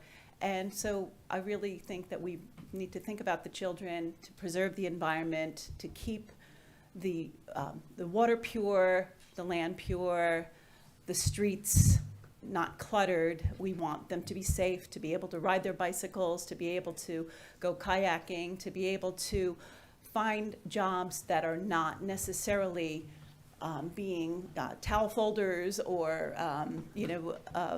be service community. We want them to be able to choose what opportunities they have, and through this mentoring and spending more time with them, they'll be able to find what they really want to do and not necessarily be of service to communities that they can't even go into as a resident of St. Helena. Thank you. Thank you. Sally Mays. I'm Sally Mays. I live 4 Sundog Lane. Can you hear me now? Here you are. 4 Sundog Lane, St. Helena Island.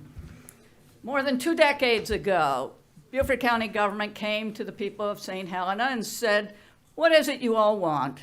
See if you can come up with a plan." We did. We didn't just fall off of turnip trucks. We got to work, and we came up with a CPO.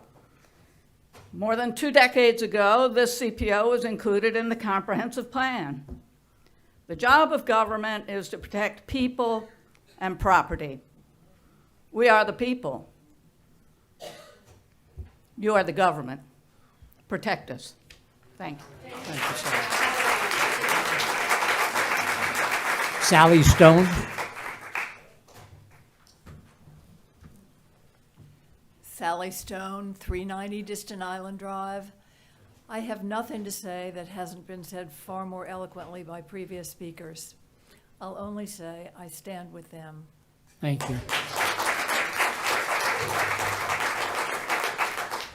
Paula Ghislaine, is it? Elaine? Ghislaine. Oh, I'm sorry, Paula. Okay, you could have fooled me. My name is Paula Galaney. I live at 60 Kusaba Road on St. Helena. Thank you, Chairman and board members, for hearing all of our thoughts.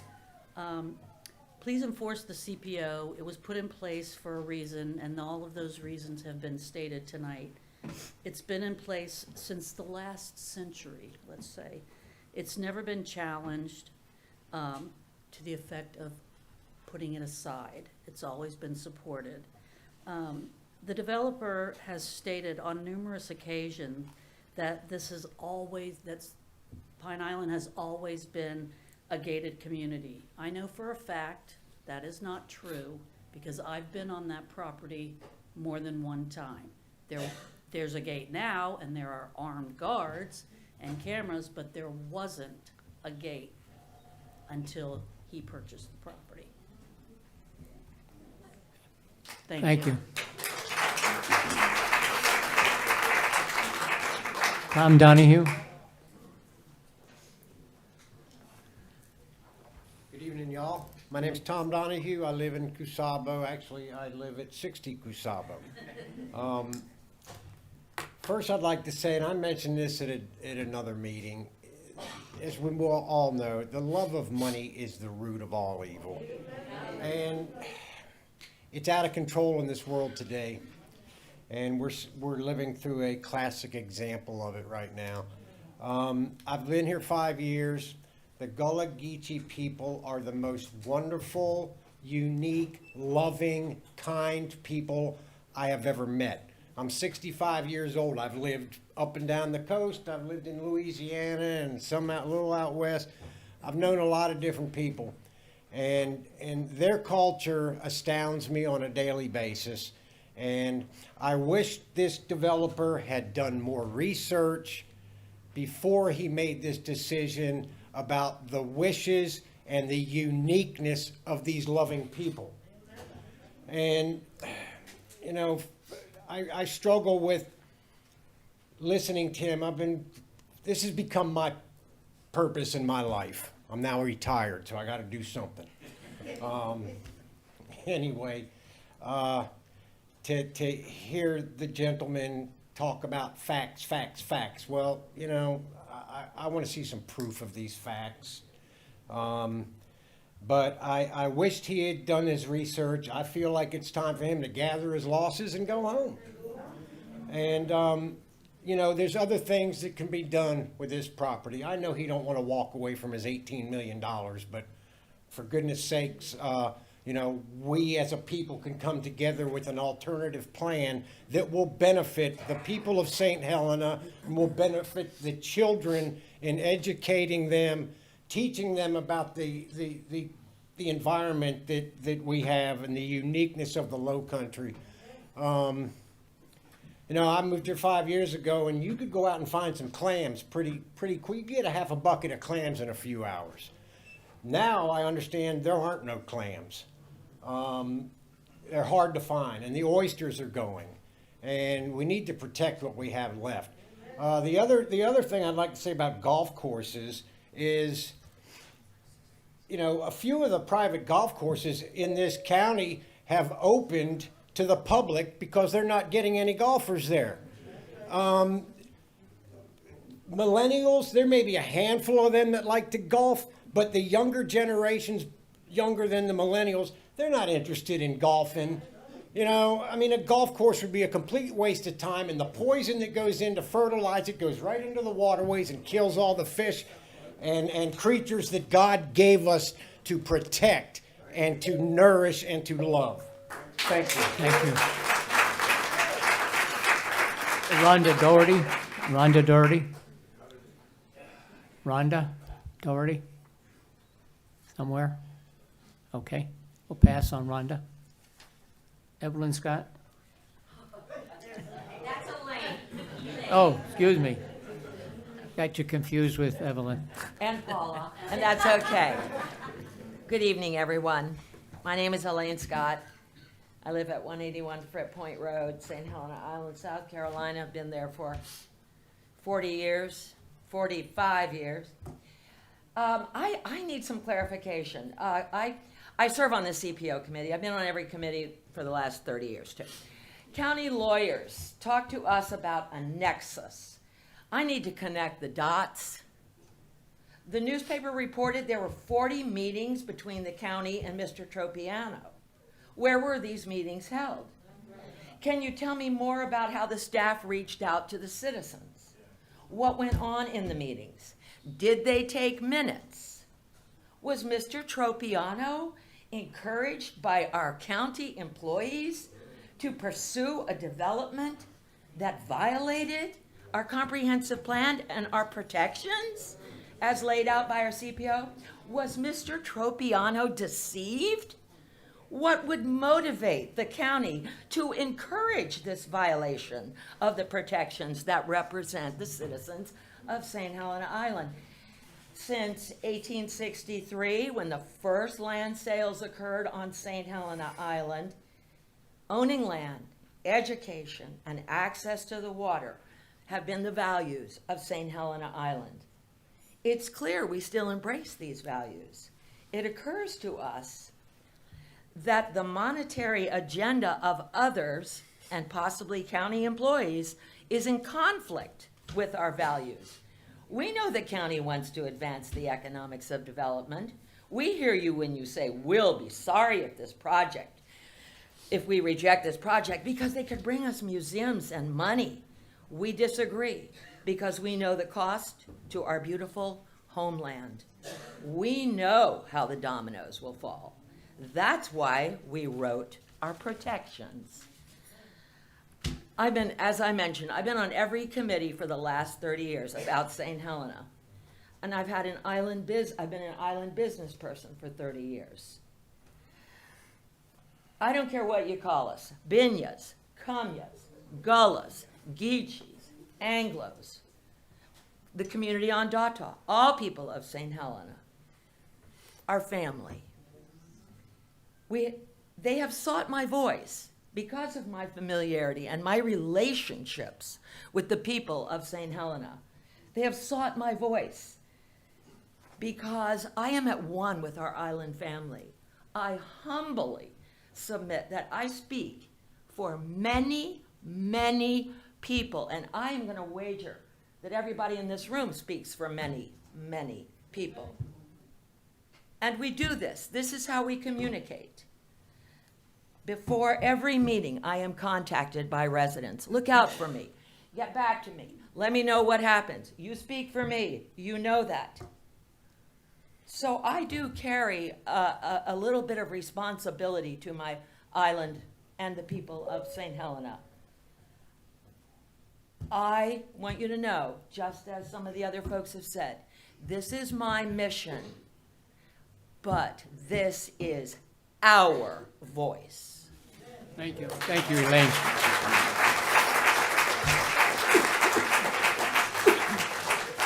Eileen, looks like Williams, 12 Waterborne Road. Eileen? No? Okay, pass on Eileen. Arnold Brown?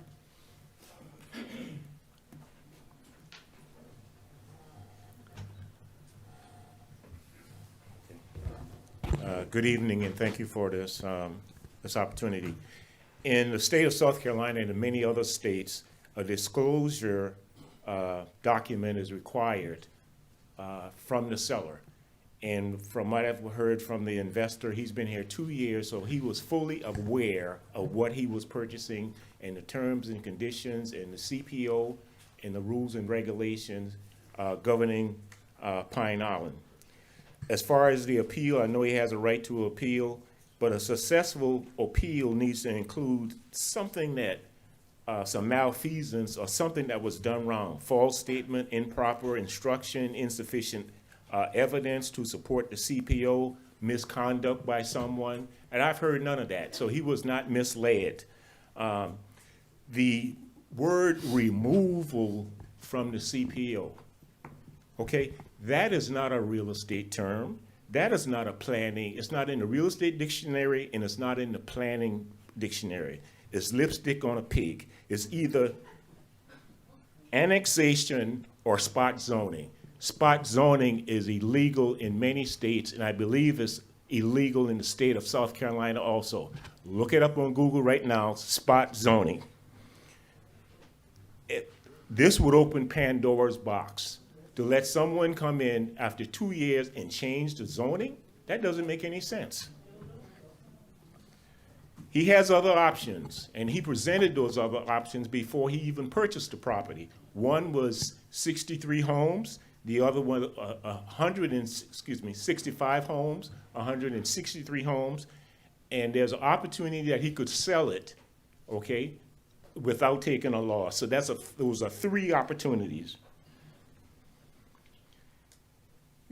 The investor is responsible for his own investments, just like you and I are responsible for what we invested, what we invest in, just like Warren Buffett, Bill Gates, Kramer, everyone else, they are responsible for their investment. South Carolina, Beaufort County is not responsible for bailing him out. As far as the statement that it's already a gated community, that is not true. There's not, if you want to know what's gated, ask a real estate broker that's been in business for 30 or 40 years. They would not list it as a gated community. There's no association, no covenants and restrictions, no bylaws, no members. Sea Pines is gated, Wexford is gated, Shipyard is gated, Fripp Island is gated, Dartall Harbor. It's not the same thing. It's not a gated community. The United States Supreme Court will hold up zoning laws. So when they get up here and say, I will do this, well, you need to get past the United States Supreme Court. The commercial, I heard the word commercial used also. That's not zoning. Clubhouse, restaurants, those are commercial buildings. Thank you. Thank you.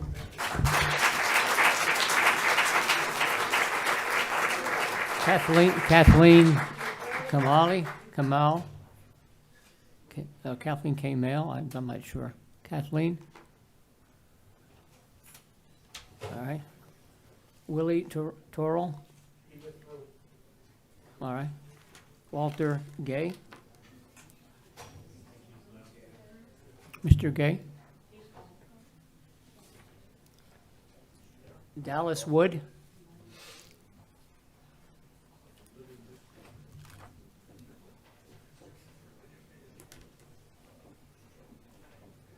Good evening.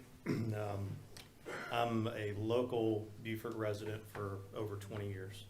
I've been a Low Country native for about 45 years. This is something that I think that people need to really truly understand tonight. The zoning is 1 home per 3 acres, right? Do the math, that's 166 homes. That's what gentleman LVO purchased. And that, whether anyone likes it or not in the room, that's what he can do, right? But please address us. All right. Please So address that's- us directly. And I and will that- say, there was a lot of statements made tonight. I appreciate everybody's comments. Some of them were factual, some of them weren't. The gate, it is a pasture gate. Whoever said that was right. But it is a gate, and it's been there for 60 years, so it's a pasture gate. So what everyone needs to understand is the facts here. I am a developer, and I believe in conservation-minded development. I support conservation. I think what Kristen Williams is doing at the Open Land Trust is phenomenal. She deserves a round of applause, and her staff. I wish more developers would do more conservation-minded development. I believe in density reduction. I believe in listening to the people. And whether everyone likes what's happening or not, I don't know if anyone really wants a golf course. Joking. I can clearly read the room. However, golf allowed the gentleman who purchased the property the ability to reduce densities and to do what he wanted to do. It was an idea that was vetted through multiple local leaders, multiple pastors. Local people chose, some local people chose not to meet with Mr. Elvia.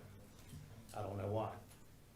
I think I mean, he can easily talk with anyone. His door is always open. Council members have met with him and been on the property. So this didn't just happen overnight. I firmly respect and believe the culture.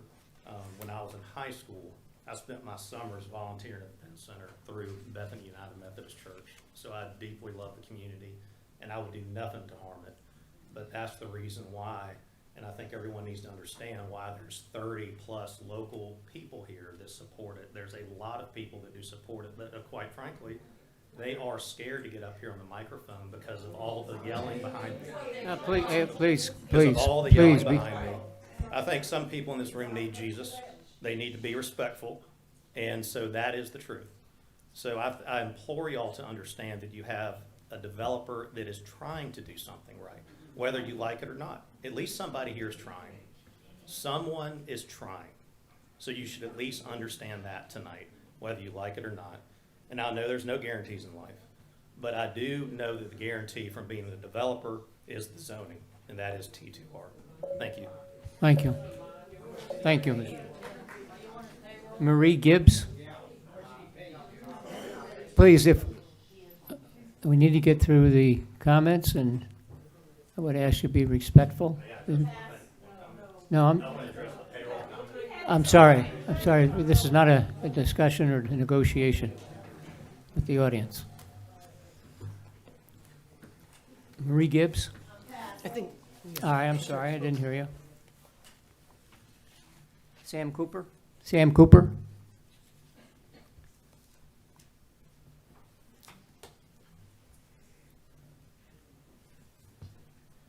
My name's Samuel Cooper, and I live, excuse me, at 909 Emmons Street in the city of Beaufort. And Mr. Tropiano started his comments by saying he wanted to appeal to common sense, which I'd sort of like to do myself. He also has said in the newspaper and here today that he wants to be part of the solution and not part of the problem.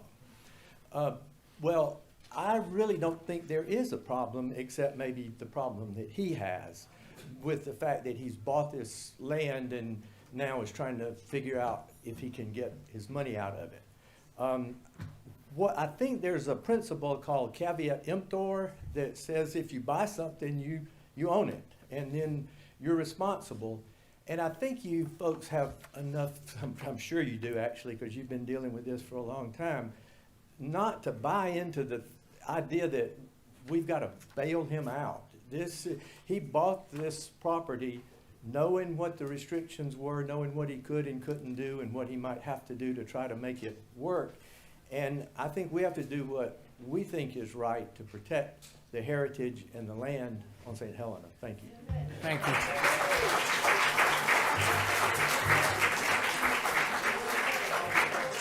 Paul Graham. Paul Graham. Mr. Graham. We'll go by that. Craig Reeves.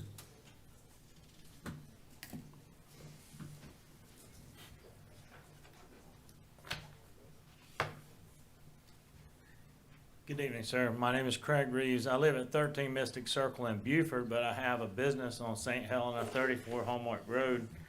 I'm not here to advocate for or against, but doing my research, this, if you guys are aware of what this is, scares me to death. I'm a commercial fisherman my whole life, generations. I'm pretty much opposed to development because I see what happens to our estuaries and our nurseries in the commercial fishing industry, whether it's shrimp, fish, or crabs. I do all of that. We have our own shrimp boats. We do it all. The CPO allows for 165 homes and about 100 docks. I struggle with this picture, which looks very environmentally friendly and a great way to develop the island. I know it comes with golf. For some reason, golf or exclusivity seems to be a detriment, but the truth is the CPO allows for this, and this is very bad. So you guys can stop the golf course and 50 homes or 60 homes and very little impact to our community. Or you can just say, no, we can't do a golf course, and then say, yeah, you can go build 165 homes, which increases traffic and a whole lot of other negative things. So to me, it's a lose. You say no to this, then we lose with this. Thank you. Thank you, Mr. Reeves. Marta, I think it's Marta Mims, 16 Rosita Road. That's in Beaufort, yeah. Yeah, that could be the previous one. Yep, well, they gave it to me. All right. Travis Stewart.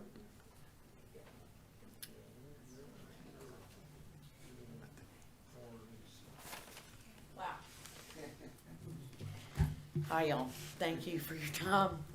I have this nice little thing prepared. My name's Travis Stewart, and I live on Fripp Point Road on St. Helena. And I'm all about having y'all continue down the path of protecting the many of us on St. Helena, and work for the benefit of us, the folks that elected you, instead of the few that want to do what's being suggested. The many Gullah Geechee neighbors and ancestors who've toiled, survived, and thrived on the lands of St. Helena, and more importantly, St. Helenaville. We keep saying Pine Island, y'all, but it's St. Helenaville. And there's a bigger, richer, way back history there that nobody's speaking to, that goes way back before the Hannahs and the folks who were inviting the presidents to come hunting with them. So, we need to be really expansive on our understanding of what these properties represent and the potential for any cultural impacts that are there in, around, and under the soil and the waterways. I know I keep going back and forth. Yeah, I get it. All of our options right now are bad because I'm sorry, the zoning of that much land allows for a bunch of stuff within the CPO, without the CPO. So I only regret that whoever the 30 architects, planners, lawyers, accountants that this gentleman chose to meet with they all got on board. Either they don't live on St. Helena or they don't know anybody to ask on St. Helena, what do y'all want? What might you accept? I am a golfer, but I tend not to shank my balls into the waterways. They picked up 14,000 golf balls out of the marsh by Dawtaw last month. Now that's not habitat. That's habitat destruction, as is the runoff from a golf course, in addition to all the lovely yards that your non-resident resort owners want to see when they come in. So I'm here to say, please say no. I'm not sure what to say yes to. And I want to say help us. I don't know that we need anybody's in particular help, but we need a better conversation than where we're going. And so for now, I'm saying let's please say no to the whims of the few, and let's take care of the many who not only elected y'all that are in this room, but also voted a 1% tax increase to protect habitat and conserve wild spaces, of which this still is, even though it is still a private land. And I realize he's got some rights too. So sorry to muddy the waters, but let's please say no to his appeals and his exception to this CPO. Thank you. Thank you. Thank you. Blake Kennedy. Blake Kennedy. Is that previous also, Laurel Bay? That was Laurel Oh, never Bay. mind, that is, yes. How'd that get in there? It's number 39. Okay, well, that's the end of the comments, public comment section of the, this discussion. We'll bring the discussion up to the dais. Are there any comments? I just have a clarification. Many people brought it up, and I simply don't know the answer. Is it fair to ask Mr. Tropiano whom he met with and how many people he met with? I mean, I just don't know the answer to that. It's really up to you, Yeah, Chairman. well, Mr. Tropiano wants to come back up to ask that question. Mr. Tropiano?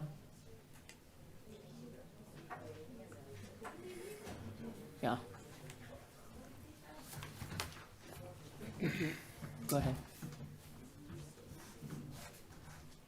The question is who, would you mind asking the question again, Cecily, please? Sure. Several speakers tonight, and I believe in the Island Packet Gazette article, it referenced that you met with 30 to 40 people on St. Helena Island. So I just would like some clarification about that. Is that correct? Is it incorrect? Where did you meet? Over 2 years? Who were they? Are you? Do you want to answer that question, Yeah, or no would you problem. prefer not to? I'm good at a couple things, bad at a couple things. I'm not a human Rolodex. I wish I was. What I can tell you is that, as Mr. Wood said, my belief is that there are a lot of people who want to stand up and say they have heard from me. And I feel like there is a modicum of discomfort in these meetings that has been created directly or indirectly, obviously given the content. On the record, we had a meeting on April 22nd of 2022 with a group of pastors and ministers that was facilitated by my council person.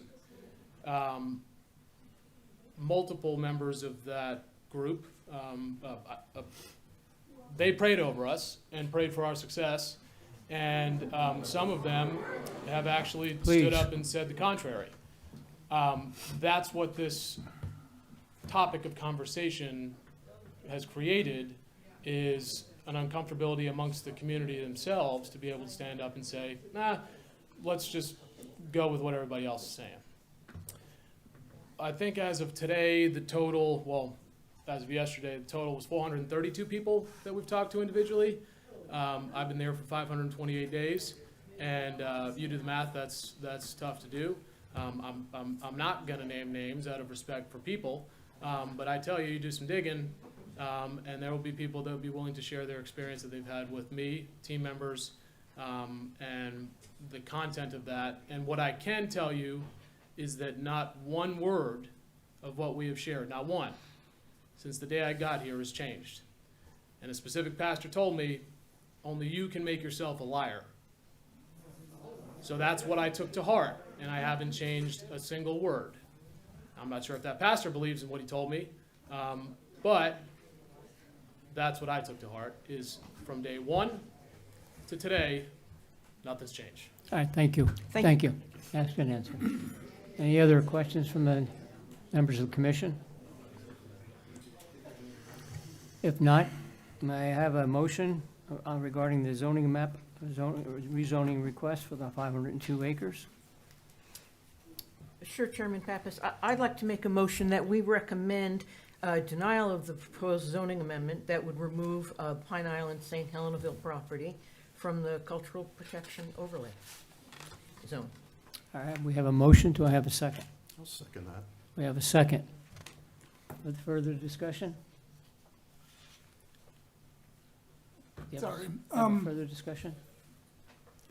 I guess I'd just like to say that it's easy to start to blend some of the issues that we're having to deal with tonight, including the specific plans that we'll be dealing with in the next items on the agenda.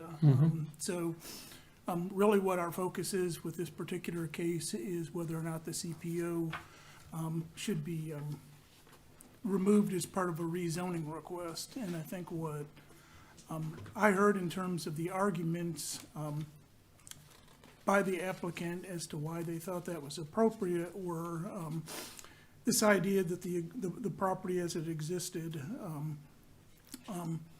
should have been excluded like the other parcels like Data and Fripp, et cetera. And based on what I've heard in the testimony and the information that was provided, those properties that were excluded represented a completely different development pattern than what exists with this property today, so I don't think that's a valid justification for excluding the CPO. And then, excuse me, the other argument that I had heard was this characterization of the property as being a longstanding private gated recreation destination, and I personally also think that's an overgeneralization of the site that's actually been a private hunting plantation. So again, when we look at what we're charged with in terms of having to make a determination as to whether or not this meets the criteria for a rezoning, I do not think that they've demonstrated that in fact this is consistent with the goals, policies, the comprehensive plan. There was a lot of public input that was made when the CPO was included. We've gone through 2 comprehensive plans since then to reaffirm that in fact the CPO is appropriate for that area. So based on that, I would agree with the motion that's been put before us. Thank you. Thank you, Ms. Shani. Further comments? All right.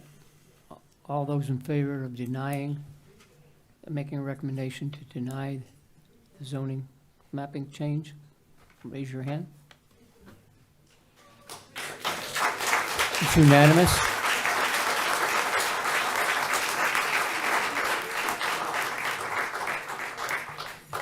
All right.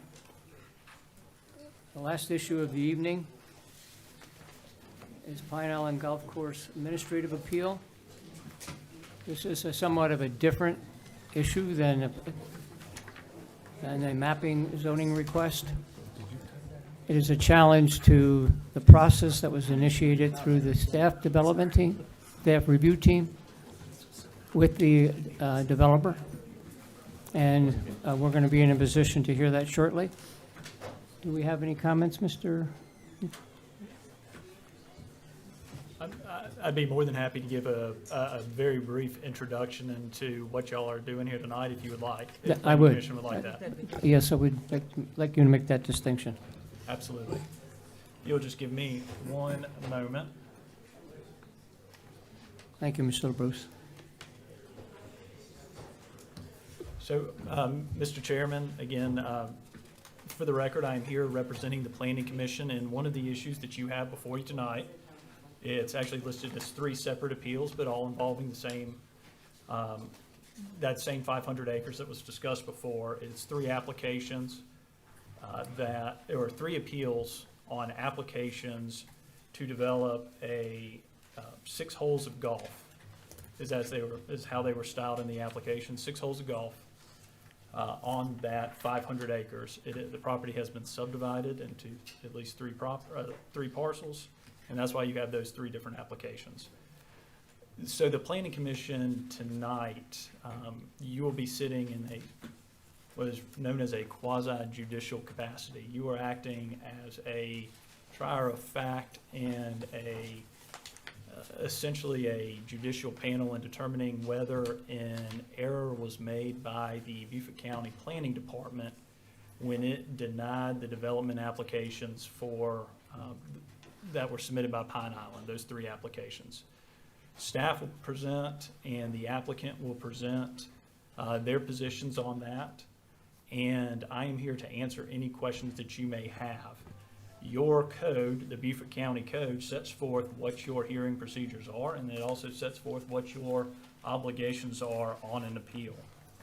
So when you are hearing this tonight, you are to make your decision based solely on the record of appeal as supplemented by arguments presented at the public hearing and the standards set forth in 737D of the code.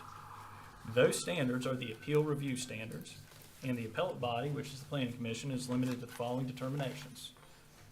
That the decision maker, which in this case is the Beaufort County staff, made an error in determining whether a standard was met. And if you reach that, you need to determine that the record indicated that an error in judgment occurred, or facts, plans, or regulations were misread in determining whether the particular standard was met. So that's to summarize that there was an error in an administrative error at the staff level. The second reason would be that the decision maker made the decision based on a standard not contained in the development code or other appropriate county ordinances, regulations, or state law, or a standard more strict or broad than the standard established was applied. And finally, the third one would be that the decision maker made an error in applying a standard or measuring a standard. As y'all progress through this, I would be more than happy to fine point any one of those three. If you are questioning which one may apply or which one they may be arguing, I'd be happy to assist. I will try my best to remain as unbiased as possible. So if you ask me questions directly on what my opinions may be as to the facts or what my opinion would be if I had to sit as the reviewing court to decide, I will politely decline and face the wrath of you six. The appellate body is not here to hear any evidence or make any decision based on hardships or special conditions. So the idea of what necessarily could be done if this application, if y'all uphold the decision of staff, the idea of what potentially could be done with this property in that sort of course of circumstance is not a relevant consideration. So what could be built on there if y'all uphold the decision of staff is not pertinent. There are a number of different complicated legal issues that are also going to be raised tonight by the applicant and by staff. So I would recommend that y'all listen carefully. If you have any questions about those standards, I'll be more than happy to provide some guidance and to give you any sort of information that I feel is helpful in y'all reaching your decisions. Again, at this point, I'm going to turn it over to the Planning Commission, and I'm here if y'all need me. Thank you, Mr. LaBruce. Mr. LaBruce, as he mentioned, is here to assist us with legal counsel in the event that we should need it, to make sure that we are fair and open and that follow the due process entitlement. The process will proceed as follows. The applicant has the burden of proof, so the applicant will present first their petition for appeal. And then we will hear from the county, and lastly, a rebuttal opportunity by the applicant. So, who would like to, who is intended to speak in behalf of the applicant? Sir, could you please come up, identify yourself?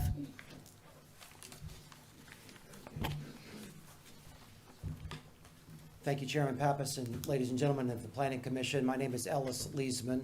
I'm here on behalf of the applicant Pine Island GC LLC. I'm a practicing attorney in Charleston. You mentioned the phrase due process, Mr. Chairman, and the phrase caveat emptor was used earlier by one of the speakers. I think those are two of the phrases for us to start with most, and thank you, Chris, to start with the beginning, because due process requires that when you present an application that complies with the existing standard, that the zoning and planning department will process that application. That's simple due process. What's not allowed to happen is for your application to be delayed and not acted upon until there's a modification made for the specific purpose of disallowing your application. And we talk about the developer and caveat emptor. Well, what more does the developer or any property owner have to rely upon than the zoning code as it exists at the time that they purchase a property and they submit an application? So the error that we're asking you all to address this evening is that when Beaufort County received the applications and the three, and Mr. Chairman, if you might, the grounds for this appeal are the same across the three applications. So just for purposes of all the folks that are here and for your commission, I'm happy to make these comments once as they apply equally to all three appeals rather than doing it three times, if that would be your pleasure. Yes, Okay, that's acceptable. thank you. So when we look at that error, again, the county has a duty and an obligation to apply the standards as they exist at the time of the application. This application involved, these three involved six-hole golf courses. So despite the suggestion that golf is an anathema and a culture killer, until just very, very recently, golf courses of up to 6 holes on a particular parcel were specifically allowed under the same CPO overlay zone that folks have mentioned to you that they were a part of drafting and was so carefully drafted and is so vitally important. The only reason that it was recently changed was because Mr. Tropiano made an application that complied with that CPO. He was asked to not present it in November, so he didn't. He deferred on that. He eventually did present it on March the 7th, and the county didn't act on it. March 7th, you said? Yes, sir. Thank you, Mr. Miller. March 7th, 2023. So what happened after that is that the allowance of a 6-hole golf course on a parcel was changed by an amendment. However, that amendment did not exist and was not part of the Beaufort County zoning ordinance or a part of the subsection of that, which is the cultural protection overlay, at the time that application was presented. However, that amendment, which was first read for the first reading only later, was used as the basis for denying those applications, which were compliant with the zoning code at the time they were submitted. Ms. Chris, could you flip to that next slide? Thank you. This was Mr. Merchant's letter. I've concluded an excerpt from it. We've received your conceptual land development application. As the director, I have determined, pursuant to 7.2.60E1 of the Community Development Code, that your application doesn't comply with the applicable standards of the Community Development Code and the amendments given first reading by County Council on April 10, 2023. So why is that a problem for due process, and why is that a problem for caveat emptor, and why is that a problem for the county? It's illegal to apply something that hasn't been enacted yet to these applications for 3 reasons. Chris, could you switch to the next slide? The pending ordinance doctrine. That's not a phrase that got used in Mr. Merchant's letter, but that's what he was doing. He was saying something that's received first reading, although it has to receive 3. I'm going to go ahead and use it to deny your application, even though it isn't an ordinance yet.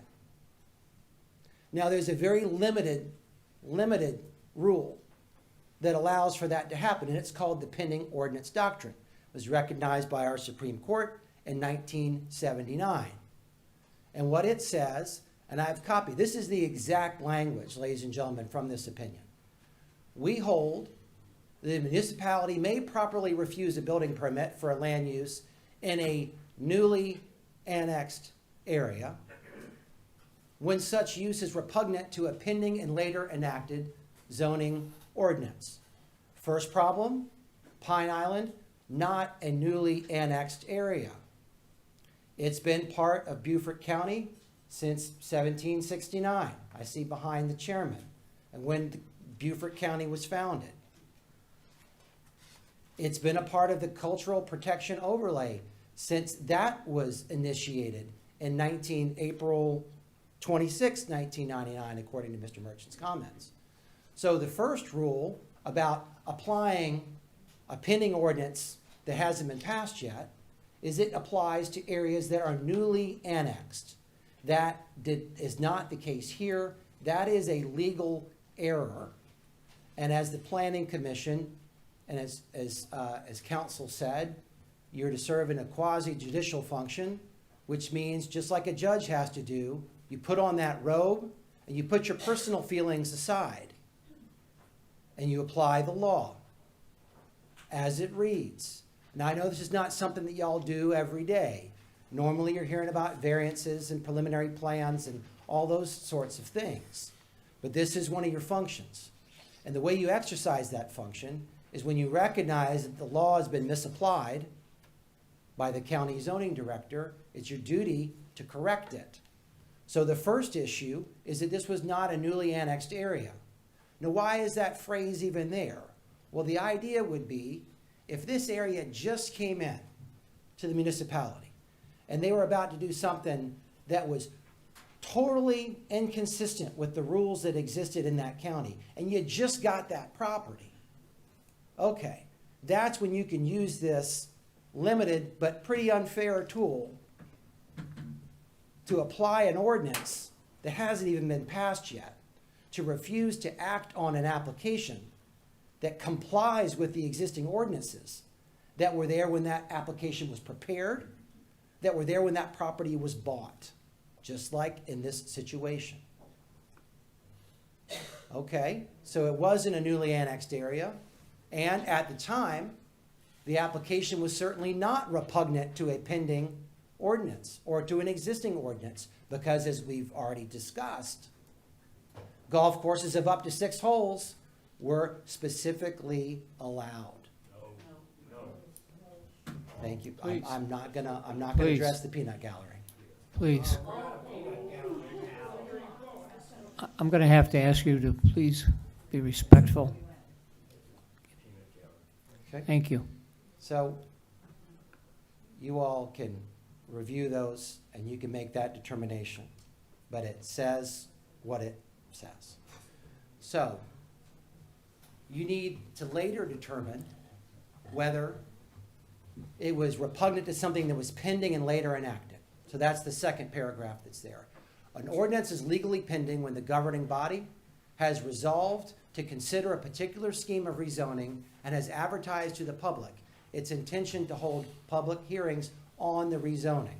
So, as of March 7th, 2023, was there a particular scheme of rezoning that had been advertised to the public that was going to occur relating to Pine Island? No, there was not. A particular scheme of rezoning did not exist because the language that later became that amendment didn't even exist. It didn't even exist as March 21st when the CPO committee directed the county to work on the wording of those more. So as of March 7th, when those applications were submitted, these were lawful uses. And there was no pending ordinance, by meaning a particular scheme of rezoning that had been advertised to the public. That did not exist at the time. So the county, and of course there's pressure. This room is full. People don't want to do the wrong thing, but sometimes they do. Sometimes they apply pending ordinance doctrine to a newly annexed area, even though it's not legal to do that. Sometimes they apply this doctrine when they don't have a particular scheme of rezoning that exists at the time, and it hasn't been publicly advertised. So what happened in this case is from when, again, in November of 2022, when the application was asked, when this county's administrator asked that that be delayed and not be brought forward yet, that request was honored. But then as we go forward, the 3 conditions that would be required in order for the pending ordinance doctrine to be applied weren't present. But what the county did is it waited until it had developed this text amendment until it had advertised it, and then until it had given it first reading. And then this was retroactively applied to complete applications that were already on file. And some people might salute the county for doing it, but it's not the law. It violates the law. And that's when you have to exercise that quasi-judicial function to make sure that everyone's rights are respected, including someone who submits an application that complies with applicable law at the time that the application is submitted. If you can switch to the next slide. So those are the three issues. Not newly annexed. The county council had not resolved to consider the text amendment that eliminated golf entirely as a use at the time that these applications were submitted, and that was not advertised. So based on those three, this is not a legal application of pending ordinance doctrine. It is an illegal application of it. Chris, if you can switch to the next slide, please. I know the text is a little small on the screen here, but this is to show the timeline.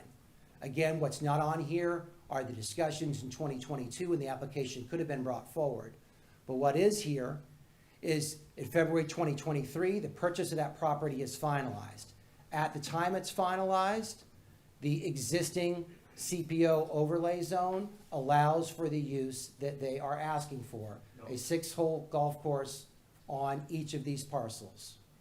Later on after that is when the county takes actions quite plainly targeted to try to stop this project in order to change the CPO overlay zone and then retroactively apply it. That's not allowed.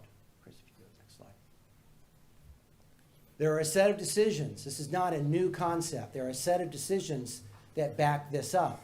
Not only the cases that limit what the pending ordinance doctrine is and when it can be applied, but also that when you submit an application, you have a right for it to be acted upon, not targeted and then made illegal by a specific amendment that didn't exist at the time. So in the Pure Oil Division case, what they recognize is when you're relying in good faith upon the existing zoning at the time you make a permit application, you have a vested right to proceed with that. And what Pure Oil Division decided is not only do you have that right when you've already got a permit in hand, but you've got that right even when you don't have a permit in hand yet, when you've got an application that's been submitted. That's a Supreme Court decision like the one that I mentioned before that's existed since 1970. That's an important case for you to remember because although there are different ways to get vested rights, this recognizes that when you rely on that and you in good faith, you spend money on it, you spend money on surveying, you start paying property taxes, you do those things, you bring something forward to the county that's authorized under the zoning code, you're allowed and you're entitled to have that application processed, not shelved. So Chris, if you can switch to the next one, please. Another case that actually comes from the Fourth Circuit Court of Appeals. So this is from our federal court system. So when we really start talking about due process and constitutionally protected rights, that's the court that protects those. This court is right below the Supreme Court. It sits in Richmond. And so what it says is, okay, the starting point for our inquiry is to determine whether state or local law afforded Scott, the property owner in that case, a protectable property interest in the permit, sufficient to trigger federal due process guarantees. What happened in that case? The developer wanted to build an affordable housing complex, and then a lot of folks came out and argued with county council to basically not allow him to do it, even though he had submitted the application. So they started a moratorium and they blocked that project. They shelved it until they could rezone the property in a manner that wouldn't allow for his project to proceed. Different intended development, but same misconduct. Under South Carolina law, settled well before he applied for the building permit, Scott enjoyed an entitlement to an issuance of a permit upon presentation of an application and plans showing a use expressly permitted under then current zoning ordinance. And this applies even though you have an option to purchase a property and not necessarily actual legal title. Those were the facts in the Scott case. He had an option to buy the property. In our situations before you, ladies and gentlemen, the applicant already owned the property. So You've made your decision on the rezoning, and now it's time for you to sit as judges on an appeal to decide whether it was appropriate for the county to apply the pending ordinance doctrine to an area that was not newly annexed, relating to a text amendment that was not in existence and not written at the time. There was no particular scheme of rezoning that existed at that time, and there was no advertisement noticing the public that this was going to happen. So unless those three things are present, it's not proper for the county to apply the pending ordinance doctrine, but they did. And that is the issue that's presented by this appeal. And as in relief, in order so that the rule of law does matter, and the community rights matter, and the individual rights matter. We're not in a society where only the community rights matter. That's a communist society. In a society where there are individual property rights, the Constitution and the law protects those rights. And that's why you can't move the goalposts and you can't shelve an application after it's been submitted when it complies with the existing ordinance. That's why this is an illegal act, and that's why the Planning Commission should reverse it. Now, whatever happens with this project will happen with it, but this commission needs to be certain that the law is being applied correctly. You shouldn't participate in an improper act. You shouldn't condone it. You should reverse it. I appreciate your time. Thank you. Mr. Chairman, may I, another matter of privilege? Yes, please. Yeah. While I know that there is an inherent desire to communicate when someone else is speaking or to vocalize disagreement or agreement, it is essential that we have a clean record in case this goes to further appeals, that we can differentiate who's speaking when they're speaking. It can often be difficult to do so down the line. So I know it can be tough, but please try to keep outside noises to a minimum to the extent possible. Yes, thank you. Sir, No, nobody needs to call us communists, okay? So you can talk to your Sir, friends and- sir, please. We don't like communists. Sir. here. Please help us get through this. I'm sorry. Sir, would you identify yourself, please? Yes, sir. Brian Holbert, Deputy County Attorney, representing the county in this matter, Your Honor. Yes, could you move the microphone closer to you? It's not hearing you easily. Okay. Brian Holbert, Deputy County Attorney. I'll be handling the appeal on behalf of the county. Now, the appellant has raised three main issues in their appeal. The first is, next slide, please, that the CDC Cultural Protection Overlay District standards only prohibit 9 holes or more golf courses. That's a fallacy. The appellant also asserts that they have a vested right to build 3 6-hole golf courses. That's a fallacy. And the appellant asserts that the pending ordinance doesn't apply because the application was submitted March 7th and our publication was on March 23rd. Those are the three main issues that I plan to address. Next slide. You heard a lot of discussion from Mr. Leesman. Sir, could you hold on for a second? Would you please close the door back there? I need to minimize the conversation so we can hear. Thank you. When I was a kid, I was pretty, I religiously watched Dragnet. And Joe Friday, Sergeant Joe Friday in the LA Police Department had a phrase, a catchphrase that he used. And I apply that to the way I practice law. And that is just the facts, ma'am, just the facts. So I just want to present the facts and keep it to the facts. I want to keep it in reality, unlike how Mr. Leesman was with his facts that he put forth. The first issue, next slide please, dealt with vested rights. But the appellant asserts that they have a vested right to have their application approved for 3 6-hole golf courses because the ordinance is in effect on March 7th, 2023.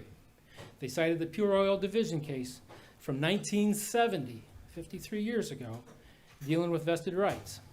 In that case, he explained it, that the vested rights to the applicant to these because he substantially altered his position and incurred expenses and obligations in reliance on the ordinance in effect at that time. That was good law at that time. But what he didn't mention was that the courts recognized that this express use that they talked about, building a standard oil gas station in a community, was allowed by their zoning laws. And it was not incompatible with the character of that district. Key fact left out. He also cited Scott v. Greenville from 1983, 40 years ago. A real estate developer wanted to build low-income apartments in an area zoned for use and density. The neighbors complained, and just as Mr. Leesman said, the council put a moratorium on issuing building permits so they could rezone to a single-family residential neighborhood. What he didn't tell you was that case also recognized that building those low-income apartments was an express use allowed and was not incompatible with the character of the district. Key facts. All right. What he also didn't tell you was that South Carolina, because of the law that was developed, and the case law is considered common law, the laws that were being developed back in the 70s and the 80s related to zoning and community development were run amok. So the legislature took action. And in 1994, they passed the Local Government Comprehensive Planning and Enabling Act of 1994. This allowed for local governments, counties and municipalities, to appoint planning commissions to aid in the development of communities and keep it in an orderly fashion and controlled. The county council of each county can create a planning commission. The areas of jurisdiction were defined in 629-330. A county may exercise the powers granted under the provisions of this chapter in the total unincorporated area or specific parts of the unincorporated area. Well, between 1994 and 1999, Beaufort County created a planning commission. And they worked on creating the Beaufort County Zoning and Development Standards Ordinance. Rob talked about that. This was the result in 1999, Community Development Standards and the ordinance. Part of that process dealt with appointing a CPO, the Cultural Protect and Overlay Committee, to protect cultural areas, and it was at first expanded beyond St. Helena. It was going to include other areas west of Beaufort, north of the Broad. They later excluded that and kept it only to St. Helena for the Cultural Protection Overlay District. Rob showed the maps that I created for defining the district there, and there were areas that were kept out of the Cultural Protection Overlay District on St. Helena Island. And as he identified, Fripp Island, Dataw, Harbor Island, gated communities were kept out of the CPO. Hunting Island was a state park, so that was kept out. Hunting Island was not our jurisdiction, that was state, that was kept out. The others were gated communities, and 2 of them had golf courses. The committee and the council did not want to have nonconformities already in existence in the Cultural Protection Overlay District, so those were excluded. The rest of it was there. If anybody wanted to challenge being part of the Cultural Protection Overlay District, they could have challenged it back in 1999, up to 60 days after we adopted that ordinance with the CPO. That time is come and gone. The property owners on St. Helena have lived with and participated in the protections of the CPO since 1999. The previous property owners of Pine Island, from 1999 until today, have lived with the Cultural Protection Overlay District's protections and the zone standards. Mr. Traviano, 2 years ago, started to make plans to purchase the property. He didn't purchase it until February of this year, a few months ago. February is when he consummated that. He didn't own it back in 2022 or 2021 when he was spending money on archaeological surveys and engineering and everything else. He didn't own it. He might have had a contract with some contingencies with an option to purchase it, but he hadn't consummated the deal until February. Keep that in mind. Let me get a drink.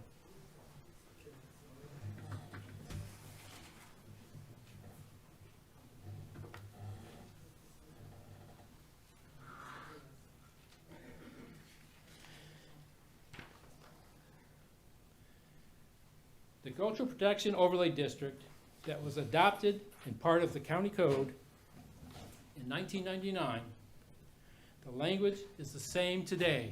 The language has not changed. Now, back then, it was an appendix to the code, and today it's part of the actual code itself, 3.4.50, prior to the appendix. But if you look at section 3.4.50, it gives you the purpose of the CPO. The purpose is that the Cultural Protection Overlay Zone is established to provide for the long-term protection of the culturally significant resources found on St. Helena Island. The CPO zone acknowledges St. Helena's historic cultural landscape and its importance as a center of Beaufort County's most notable concentration of Gullah culture. That's the purpose as it was defined up until last month. In paragraph D of that same code section, use limitations, as Rob told you earlier, the specific uses deemed to be incompatible with the CPO zone and therefore are prohibited. Restricted access gated communities like Fripp Island, Harbor Island, and Dataw. That's incompatible, so they didn't let it in. They didn't want nonconformities. Resorts. They didn't want big hotels or big resorts or anything like that. They wanted to keep their culture alive. And golf courses. Golf courses were prohibited uses. Now the applicant is trying to make fun or make loose with the language that follows the prohibition of the golf course, saying the use includes regulation in par 3 golf courses having 9 or more holes. That's what he's playing on. That's what he's hanging his hat on. Well, the language in the Community Development Code from 1999 until today defining golf course has remained the same. In 1999, the language read, regulation in par 3 golf courses and associated amenities have 9 or more holes. A driving range may be ancillary use to the operation. That was in 1999. The language today, Beaufort County definition of golf course hasn't changed, as I said. And where did they get the definition for a golf course? Well, they used the plain and ordinary meaning of the English language, and they also used what's called a planner's dictionary. And this is part of the materials provided to you for the presentation I'm making, okay? That was in the exhibits. Definition of a golf course. A tract of land laid out with at least 9 holes for playing a game of golf and improved with tees, greens, fairways, and hazards. A golf course includes a clubhouse and shelters as accessory uses. Another one, an area or course for playing golf consisting of at least 9 holes, except miniature golf, within which the playing area is not artificially illuminated. It goes on with several other definitions that you can read in the attachment that I gave to you. That's the Planner's Dictionary from 2004, and the same definition predated that, but that's part of the definition that was used in our code that the planners used to put in there. The dictionary, Merriam-Webster, defines golf. In 2023, golf is a game in which a player using special clubs attempts to sink a ball with as few strokes as possible into each of the 9 or 18 successive holes on a course. That's golf. Golf course, an area of land laid out for golf with a series of 9 or 18 holes, each including a tee, fairway, and putting green, and often one or more natural or artificial hazards, also called golf links. That's 2023 from Merriam-Webster's dictionary. I've got a 1970 dictionary with the exact same definitions. It hasn't changed. A golf course is 18 holes. Par 3 can be 9 holes or 18 holes. But something less than 9 holes is not a golf course. A golf course has 18 holes. In interpreting the language in the CPO zone and ordinance, there's some key South Carolina cases that stand for key elements in interpreting the ordinances. And if you look at the case MCC Outdoor LLC versus SCDOT, it's a 2007 South Carolina case. It's an unpublished opinion, but I put it forth for 3 recognitions that they had, and they were Supreme Court cases.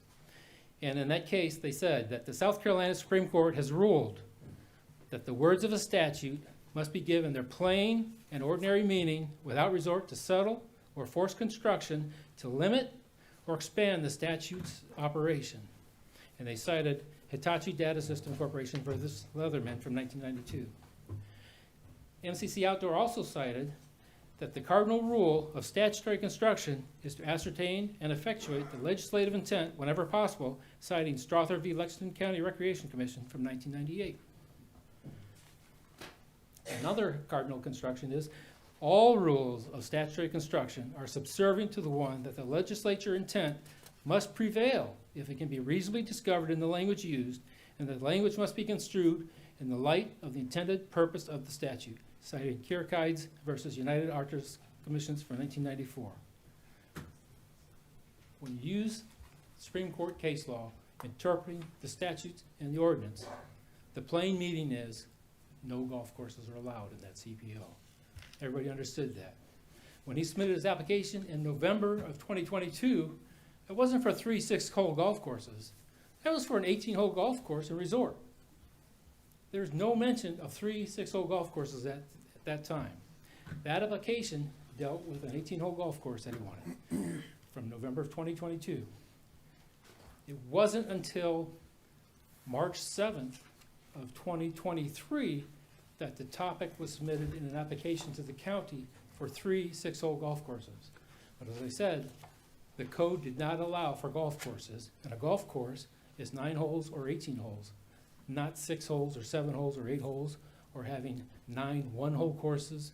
That's not it. For a golf course, as defined by our code, it's 18 holes, but it's 9 holes or more for par 3. If it's less than that, it's not defined in our code, and it's not a permitted use. A golf course is 9 or 18 holes. If it's less than that, it's not permitted by our code. If someone submitted something like that, we would have to look at, all right, how do we address it? Do we amend our code to allow for the use or to preclude it? That'll come up in a little bit. All right. So back to the vested rights argument that they're making. It's important to remember, like I said, that their cases are 50 and 40 years old, okay? Well, after the 1994 enabling legislation, South Carolina also addressed the next issue that was bothering the state. And they adopted the Vested Rights Act in 2004 and made it applicable in 2005. July 1, 2005, the Vested Rights Act took effect and applied to the entire state of South Carolina. If a local planning commission and committee or council did not adopt their own Vested Rights Act, the state applies. So the Vested Rights Act applies to every community in South Carolina, either by their own ordinance or by state statute. And the state statute defined a vested right. It means the right to undertake and complete the development of property under the terms and conditions of a site-specific development plan or phase development plan as provided in this article and in the local land development ordinances or regulations adopted pursuant to this chapter. So that's what a vested right is. The next section, 6/29/1530, provided that there's a 2-year vested right established on approval of site-specific development plans, conforming ordinances and regulations and renewal. Paragraph A1, a vested right is established for 2 years upon the approval of a site-specific development plan. You don't have a vested right to anything until you've got an approved development plan. Okay? Well, between 2004 and 2005, July 1 of 2005, when the state statute took effect, Beaufort County adopted their own Vested Rights Act. And the Vested Rights Act was adopted on June 27, 2005, and Chairman Wes Newton signed that into law after the county council voted it in. And the Vested Rights Act that was adopted back then is the same language as today for the county. And it says in the section 7.4.10 that vested rights for land development plans and plats, general, a vested right is established for 2 years on final approval of a land development plan or final plat or subdivision. Why didn't the applicant talk about that in his case? Because that's statutory law. That supersedes the old common law. This was put into place to address the problems created by the old common law from pure oil. Pure oil is bad law. This is the law. This is the statute. The legislature has spoken. The county council has spoken. Our ordinance also says, in section B, plans must be received and approved. A vested right for approval of a land development plan or final plat or subdivision shall not be valid and effective. Let me say that again. Shall not be valid and effective until all plans are received and approved, and all fees paid in accordance with this development code. That's the law in this county and South Carolina. The effects of that vested rights legislation, as I said, with the adoption of this legislation, that prior case of pure oil division concerning vested rights is no longer applicable to land development plans in South Carolina. That law is gone. How do we know that? Well, our courts have heard this since we adopted the laws. In Boheme versus Town of Sullivan's Island Zoning Board and the Town of Sullivan's Island, a 2018 South Carolina Court of Appeals case, the majority rule regarding vested rights, as recognized by this court, provides a landowner will be held to have acquired a vested right to continue and complete construction of a building or structure and to initiate and continue a use despite a restriction contained in an ordinance or an amendment thereof where, prior to the effective date of the legislation and in reliance upon a permit validly issued, he has in good faith made a substantial change of position in relation to the land, made substantial expenditures, or incurred substantial obligations. Same criteria used in the old pure oil are now when you have the approved vested right from the legislature. They use that same language, but it's statutory. It doesn't come into effect until you have the received and approved final plans. Final plans. As you all know as planners, there's 3 steps in a plan. You have the pre-app for major land development. Then you have the conceptual plan, which was submitted on March 7th, a conceptual plan. And then after you have the staff review meeting and get all the staff's comments, you go out once that's complete, and then you get your final plans. And then once you submit that final plans, we have a period of time, I think up to 60 days to review that and either approve it, or if you haven't acted on it, it's approved, or you disapprove it as not being compatible. A final plan, we never got to. We never got to a staff review team to review that conceptual plan because of the law that came into effect prior to that. Also have a Fourth Circuit Court of Appeals case, federal law, up in Richmond, as he said. Under Maryland law, in order to obtain a vested right in existing zoning use that would be constitutionally protected against subsequent change in zoning ordinance prohibiting or limiting that use, the owner must obtain a permit or occupancy certificate where required by applicable ordinance and proceed under that permit or certificate to exercise it on land involved so that the neighborhood may be advised that the land is being devoted to that use. Court of Appeals case, 2008, after the vested rights. And it's the law up and down the East Coast in the Fourth Circuit. So clearly, there's no vested right for the application. And clearly, the ordinance prohibits golf courses in the CPO. Golf course is never intended there. I bet there's not a person that lives on St. Helena in the Gullah Geechee community that has picked a golf club to play anywhere. They just don't do it. That's not their culture. If you're part of the Gullah Geechee culture, you're not playing golf. That's not their culture. Okay, then there's a lot made about pending ordinance doctrine. That was the thrust of their case, the pending ordinance doctrine. Well, let me tell you, the pending ordinance doctrine is a tool for the government. The government puts into effect pending ordinance doctrine. It only comes to effect if we invoke it. But in this case, does it matter? The CPO zone ordinance has prohibited golf courses since 1999. And it was approved in 2004, 2014, and existed to today. The effect of the text amendments that were before the Planning Commission and the County Council in April and May only dealt with strengthening the language of something already prohibited and further defining the purpose of the cultural protection overlay.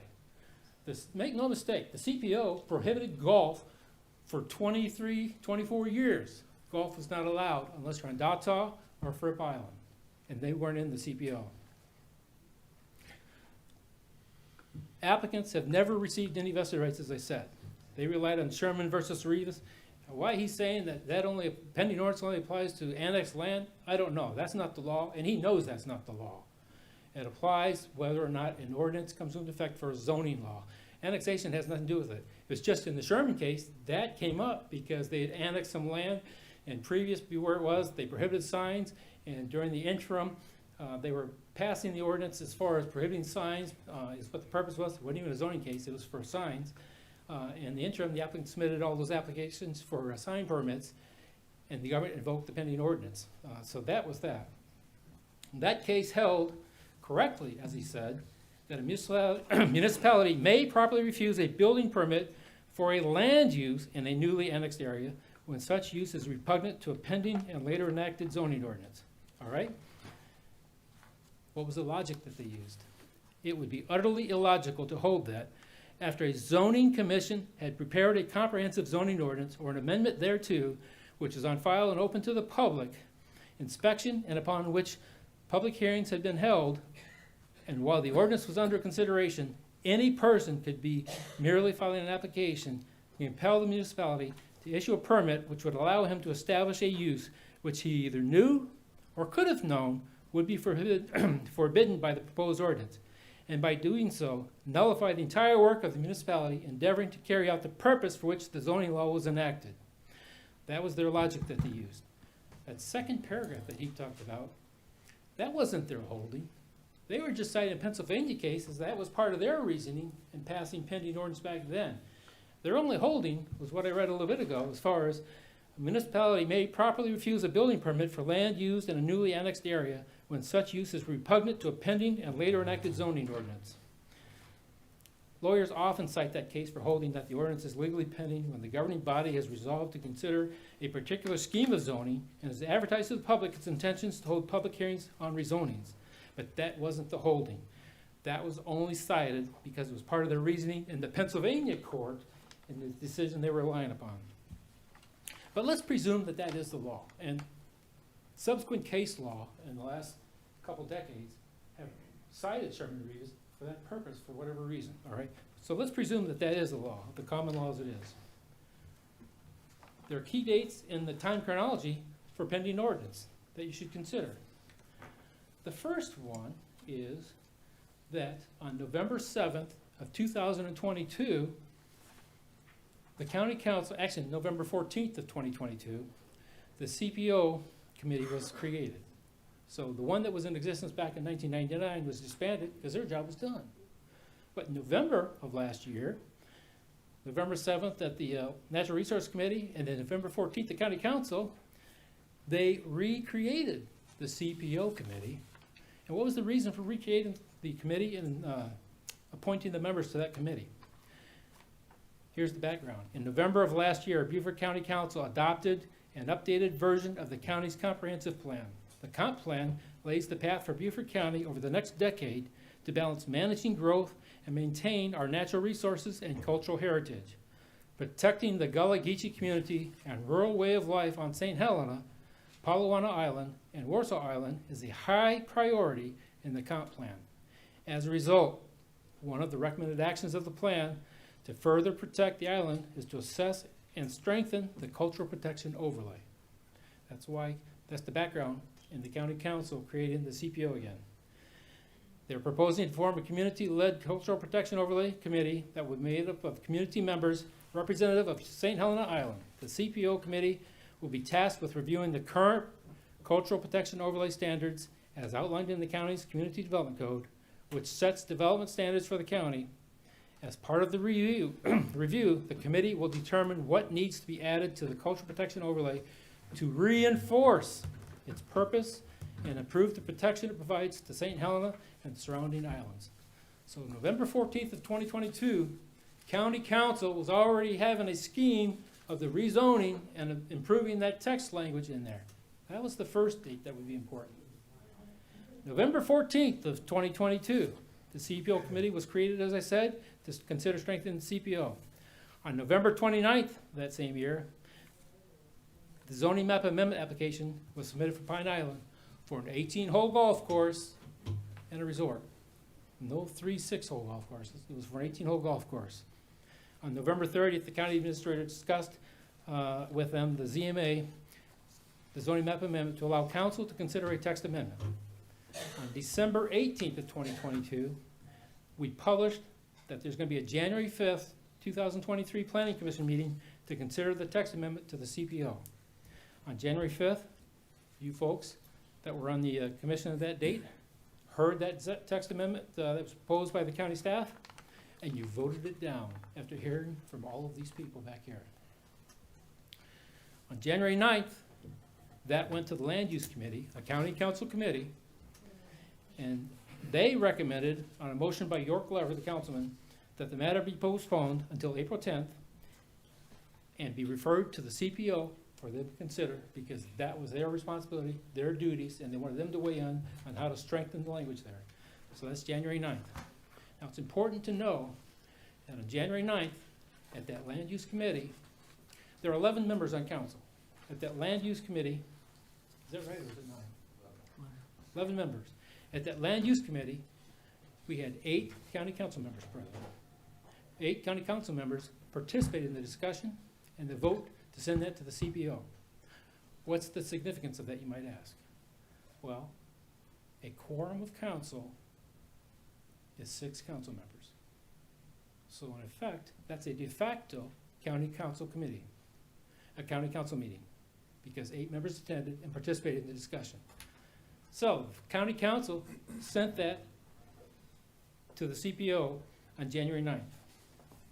The meeting was televised on the county channel. That's advertising. That's public notice. On January 17th, the CPO committee began meeting to discuss the CPO zone standards and increase the strength of the language at the direction of Beaufort County Council. Keep that in mind. During February, the current owners consummated a deal to purchase the property. Now they own the property in February of 2023. On February 28th, the application was received to divide the 3 parcels of Pine Island into 5 parcels. The 5-acre exemption plat, and that's where you got it. And that was the first light as far as notice that, all right, what's he gonna do with 3 parcels? 3 6-hole golf courses, obviously. March 3rd, the county received a request for a pre-app conference for Pine Island golf courses. On March 7th, the applicant submitted the application being appealed today for those 3 6-hole golf courses. The next day, there was a pre-app meeting on March 8th. March 9th, the administrator sent 3 incomplete application letters to Pine Island. And in that letter, Hillary notified them that they needed to have the DHEC NOI, the archaeological letter, and natural resources letter. Well, the next day, Attorney Nemec, who represents Pine Island, sent a letter to Hillary, our zoning administrator, disagreeing with the incompleteness determination that she had made. But on March 13th, 3 days later, the DHEC NOI was submitted. So one of the 3 missing documents was submitted. On March 16th, our zoning administrator, Hillary, sent a letter to Attorney Nemec explaining why the application is still incomplete. And we're talking about the conceptual plan application, not the final plan, the conceptual plan.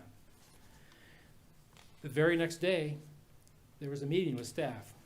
The county attorney, the planning director, Attorney Nemec was there for Pine Island, and our archaeological staff member was present at that meeting on that day. And they met to discuss the missing documents, the archaeological letter and the natural resources letter that were needed before you could have a completed application to where we could schedule the staff review team meeting and go over it with the application, or with the applicants, to let them know what they need to get the final application. On March 21st, the county advertised for county council to hold the first reading of an ordinance for text amendments to the Community Development Code and the Cultural Protection Overlay Zone at the April 10th county council meeting at 5 o'clock. So March 21st, we're advertising for the first reading of the text amendment, part of that scheme of rezoning. On March 23rd, an archaeological letter was drafted by the staff and sent to Thomas & Hutton, the applicant's engineering firm, and in that letter, we told them that they had to revise the plans to add the resources identified in phase 1 of the survey so the county could know where the resources were on the property so we could deal with that. The state had to know and the county had to know before we could have a completed conceptual plan application review. On March 24th, the natural resources letter was completed and submitted to Ms. Austin. On March 24th, the staff decided that, all right, even though we didn't have a complete archaeological letter. We were still missing that phase one site plan to identify where all these artifacts were on the property that had been identified. They said, all right, for our purposes, it's complete, and we'll schedule that staff review team meeting to go over the application with the applicant on April 19th, 2023. Now, normally it's done within 3 weeks, but 3 weeks after the 24th, when that that conceptual plan was determined to be complete enough to do the review, except for those revised plans, we scheduled for the next available SRT, and that was on the April 19th. So that was the next meeting that the county had to review applications. On April 9th, we published an advertisement giving public notice of public hearings to be held by County Council on April 24th at 5 o'clock for the text amendments to the CDC for the CPO language. On April 10th, the Community Services Land Use Committee reviewed the amended CPO district text amendments. In that same day, in a time-sensitive matter, Beaufort County Council gave first reading to the text amendments to the CPO district. So the first reading occurred April 10th. Advertising for the public hearing occurred the day before, April 9th, for that 24th meeting. On April 14th, the Director of Planning and Zoning, Rob Merchant, informed Pine Island that staff had determined that the conceptual applications for Pine Island golf courses A, B, and C did not comply with the applicable standards of the Community Development Code, and the amendments given first reading by County Council on April 10th, 2023. That's why Mr. Leesman told you that Rob was in effect invoking pending ordinance. On April 24th, County Council held that public hearing and gave second reading to the CPO text amendment. On May 8th, 2 weeks later, Beaufort County Council gave the third and final reading to the amendments to the CPO district, and it became law. So we beefed up the language, defining the golf course and the zone standards, and the purpose of the cultural overlay district, why we were protecting it, how important it was to the community. On April 12th, Pine Island requested that November application that was held in abeyance, that had been deferred, be reactivated, and you heard that tonight. That's what you heard earlier. That was the zoning map amendment that had been submitted in November of last year that Mr. Leesman was, I think, confusing with the 3 golf courses for 6 holes. On April 12th, Pine Island also submitted the 3 appeals that are here before you right now that we're addressing. That's the timeline and the chronology that are the facts that are backed up by the documents provided in your digital data as those exhibits A through S. Any date that I mentioned there could invoke pending ordinance. Any of the dates mentioned above could invoke it. November of 2022, when County Council recreated that CPO to consider language to beef up the CPO district standards, that's when it started. In December, when we advertised for a public hearing at the Planning Commission on the January 5th meeting, on January 5th, when the Planning Commission considered the text amendments, on January 9th, when the committee referred back to the CPO to consider the text amendments that the county had submitted, or on March 21st, when we advertised the public meeting to consider the text amendments, on April 9th, when we advertised for the public hearing, on April 10th, when we held that public hearing, when we held the first reading, or on April 24th, when we held the public hearing in the county council meeting, in the second reading, or on May 8th, the third reading for the text amendment. The bottom line is that the zoning director, Rob Merchant, relied on the April 10th date before the dates to issue the letter, which he had clear intent that the county council was not going to permit golf courses in the CPO, and sent that letter on April 14th telling Pine Island that the application was not in compliance with the applicable standards of CDC and the amendments given in the first reading on April 10th. He played it conservative and waited to see, given all the politics, what was going to happen in that first reading of the text amendment. They played it safe. So let's use April 10th when they held that first reading. Rob sent that letter on April 14th. Does it matter? The CPO already prohibited that use. The cases they cited for the old common law, Pure Oil and Greenville, they said that the existence was specifically permitted. There's no question that it was permitted use, and it didn't disturb the surrounding communities. That's not the case that we're dealing with here.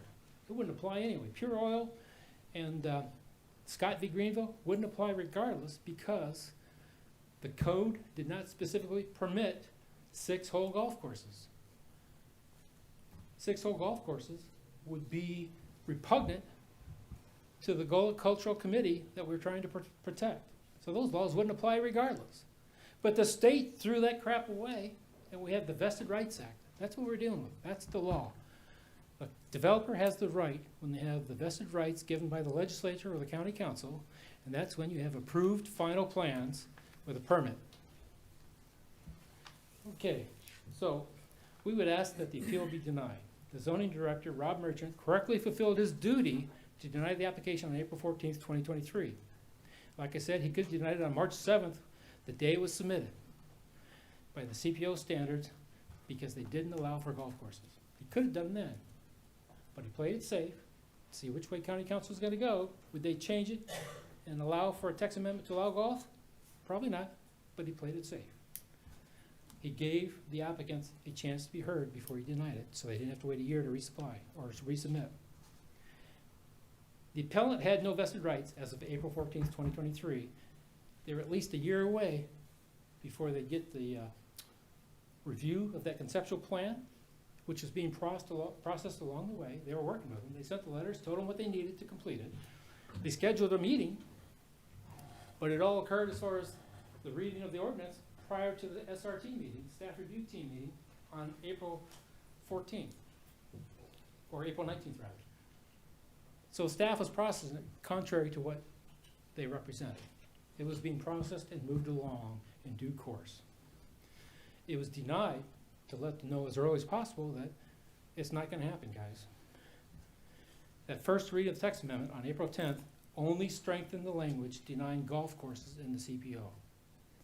It only strengthened the language that already existed, which prohibited golf courses. And golf courses, again, are defined as 18 holes, 9 holes, or 18 holes. I don't care if you look at the Merriam-Webster's dictionary, the plain ordinary meaning, or at the Planner's dictionary, which was used to create the definition in our current code and the 1999 code and the 2004 code, it stayed the same. Now, the appellants clearly want an 18-hole golf course and resort, as requested in the November 2022 application for the zoning map amendment. The money spent by the applicant was with the knowledge that a golf course and resort were prohibited in the CPO standards. This is why they were asking for the amendment back in November of 2022, because they knew it wasn't allowed. So any money he invested and spent there, he did with the knowledge that it wasn't a permitted use. He was like in Vegas, playing craps, rolling the dice. Well, a 7 came up, because it's not allowed. The applicants tried doing an end around for an 18-hole golf course, asking for 3 6-hole golf courses, which of course equals 18 holes. The request for 6-hole golf courses is not a permitted use in a Beaufort County or in the CPO zone, and it does not meet the definition of a golf course. So we would have to change our definition in order to allow this use anywhere in the county. Anywhere in the county, it's not allowed because it's not part of the definition of a golf course, 9 or 18 holes. So unless the county and the municipalities are going to change their definitions of the land use defining golf course, it's not permitted. They have no vested right and they have no permit for it.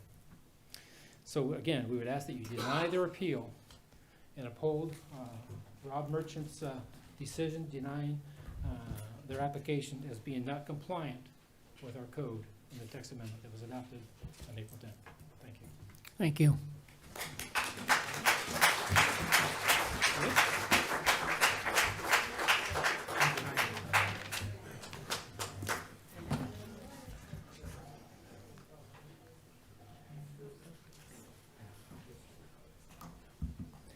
Thank you, ladies and gentlemen, Mr. Chairman. I'll be brief in rebuttal.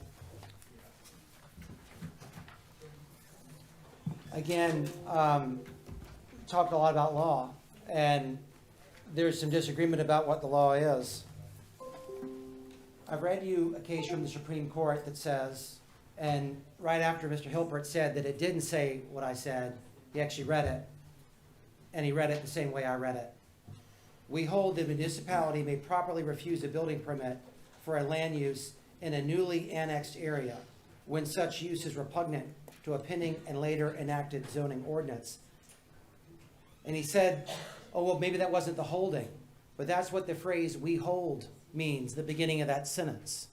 And that's a Supreme Court decision, the Supreme Court of South Carolina that said that. So when you apply a pending ordinance doctrine, that's the only instance when that can occur, when it's a newly annexed area and when you have a particular scheme of rezoning that has already been advertised and that it exists. When Mr. Hilpert's going through and telling you, well, there's actually about 10 different times that maybe you could say that the county had determined that there was a particular scheme of rezoning, that undermines his argument. Because clearly in November and in January and in February and in March, this amendment did not exist. This amendment didn't exist until April. And I have to ask you, if it's so crystal clear that golf courses were not permitted, why did the county go back and change the language? Is county council in the process of doing unnecessary things, so they have to go in and clarify ordinances that are already very clear? So clear that he says it's obvious that golf was not allowed when it says that golf courses of 9 or more holes are not allowed? And I drew some ire when I talked about community interest versus property rights. But let me tell you something about South Carolina law and how ordinances are supposed to be interpreted. Ordinances, when this county exercises its police power to tell people that they can and can't do things, that's in derogation to our natural rights as humans in this country. The government's telling you you can't do something. Okay, the county has rights to pass zoning ordinances. But the way that the law reads, including Helicopter Solutions versus Hindi from our Supreme Court, 2015, what it says is, okay, once the county has passed an ordinance, it is construed in favor of the property owner in order to allow the free and fair use of property. The same argument Mr. Hilpert made. I was involved in a case when the town of Hilton had said you can't have an outdoor go-kart anywhere on Hilton Head Island because our zoning code doesn't expressly allow for it. If any of you have been to the Broad Creek Marina, you'll see that there is an outdoor go-kart course there now. Not golf carts, plenty of golf carts everywhere. Go-kart track. There's a go-kart track on Hilton Head that exists under the same idea that after these ordinances are passed, if it's not, the use is not prohibited, it's allowed. That use was allowed until it was changed in the specific targeting of this ordinance, which was of this property, which was not a newly annexed area, and there was not a particular scheme of rezoning. If he wants to mention that, well, there were 8 county councilmen gathered at a meeting, well, that sounds to me, unless it was noticed as a county council meeting, like an illegal meeting that violated FOIA. Because you have to notify, every meeting that y'all have ever held has always had notice. So if he's saying that the particular scheme of rezoning occurred at an illegal gathering of 8 council members, well, then that's not something that you can rely upon. And when he says the county's position is clear, I think something that's being forgotten is for those of you that were on this committee, on this commission, on January 5th and were present at that meeting, might remember when the county administrator, Mr. Greenway, said, well, you know what this applicant can do? He can subdivide the property and he can have 6 holes of golf on each one. Y'all may remember that, you may not remember it. But when the county is talking about its position, not when it's been sued for an illegal application of the pending ordinance doctrine, but when someone's getting up and speaking the truth in a meeting, when they don't have anything particularly at stake, that's when the truth is said. And in that meeting, which many of y'all were here, that's what was said. The applicant could subdivide the property and go with 6 holes on each. That was what was submitted. Mr. Hilpert's explanation about vested rights, and I know y'all heard more about case law, more about all this than you ever wanted to, is inaccurate for this reason. When a statute is going to displace all the cases that came before it, it will say so. It will say that this displaces the common law that came before it. If you look at the 2004 Vested Rights Act, it does not say that. And that reason is fairness. The Vested Rights Act creates a certain right, once a preliminary plat or a conceptual plan or something like that is created, but it's not the sole recognition of that. There are other rights, and the Constitution also comes into play to say that when you rely and you purchase a property and you spend money in good faith, relying on existing zoning, and you submit an application, you have the right for it to be processed and acted upon. And people, this county included, doesn't normally move the goalposts on people and then retroactively change something that was valid when you submitted it. This clearly was. There's reason why. If you just wanted to eliminate the ability to have a golf course, why not just say golf course? Why not just say golf? When that language was included that said 9 holes or more, Mr. Hilbert and the county want to argue that you should just ignore that language rather than recognizing that it was put there for a reason. The reason would be to allow golf courses of lesser size, which was what the applicant presented and is what the county wrongfully refused to process until they had gotten first reading of an amendment that they could use to block it. So I thank you all for your time and attention, for staying past the normal time when you would have these meetings. I thank you all for your public service. I thank all the folks that are here to participate in something that's important to everybody. But again, what's also important is that the law is followed. And in this case, the law was not followed. I'm going to ask that you correct that by reversing the county planning director's decision. Thank you.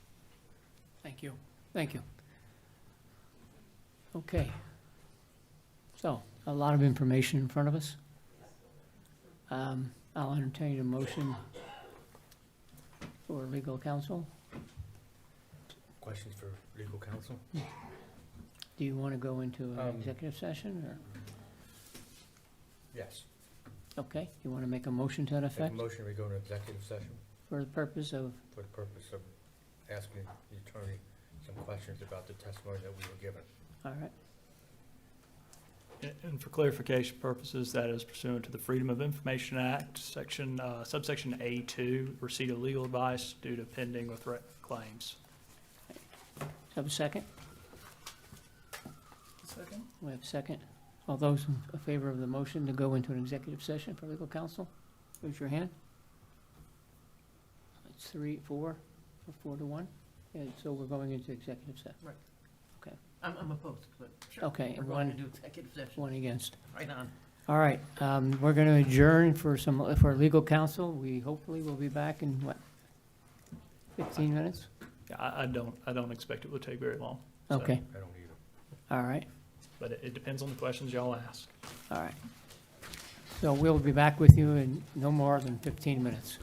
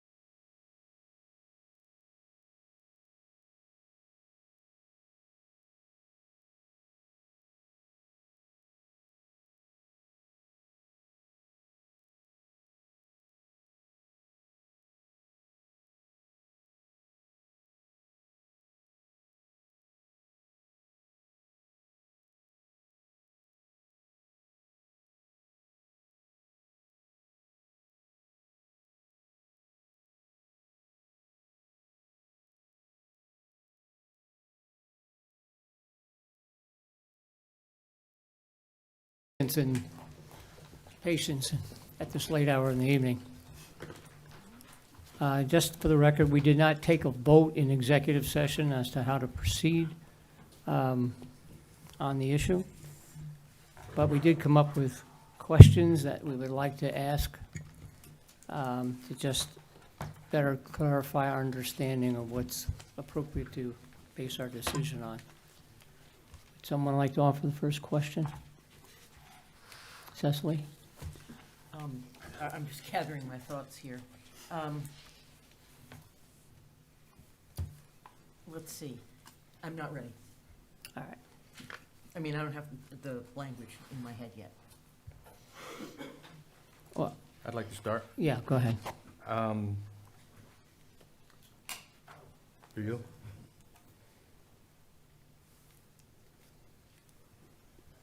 When was the application considered administratively complete? Well, I think that in our view, that was March 24th. March 24th.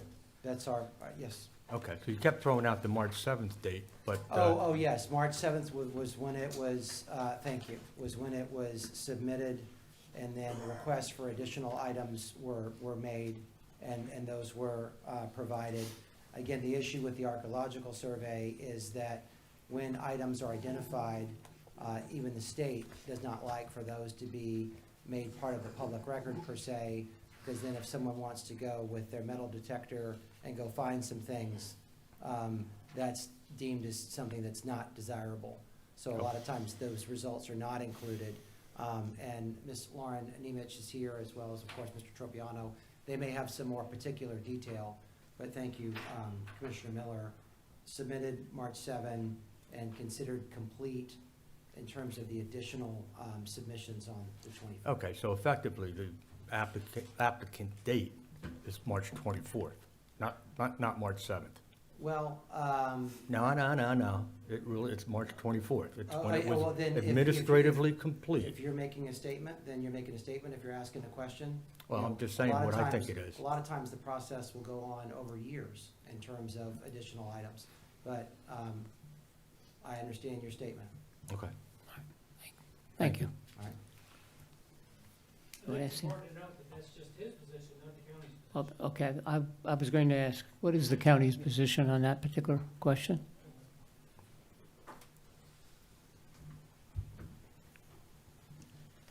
As I tried to make abundantly clear, on March 24th, we were still missing the archaeological information, Okay. and that was the conceptual application. It wasn't the final application to where you could get permits.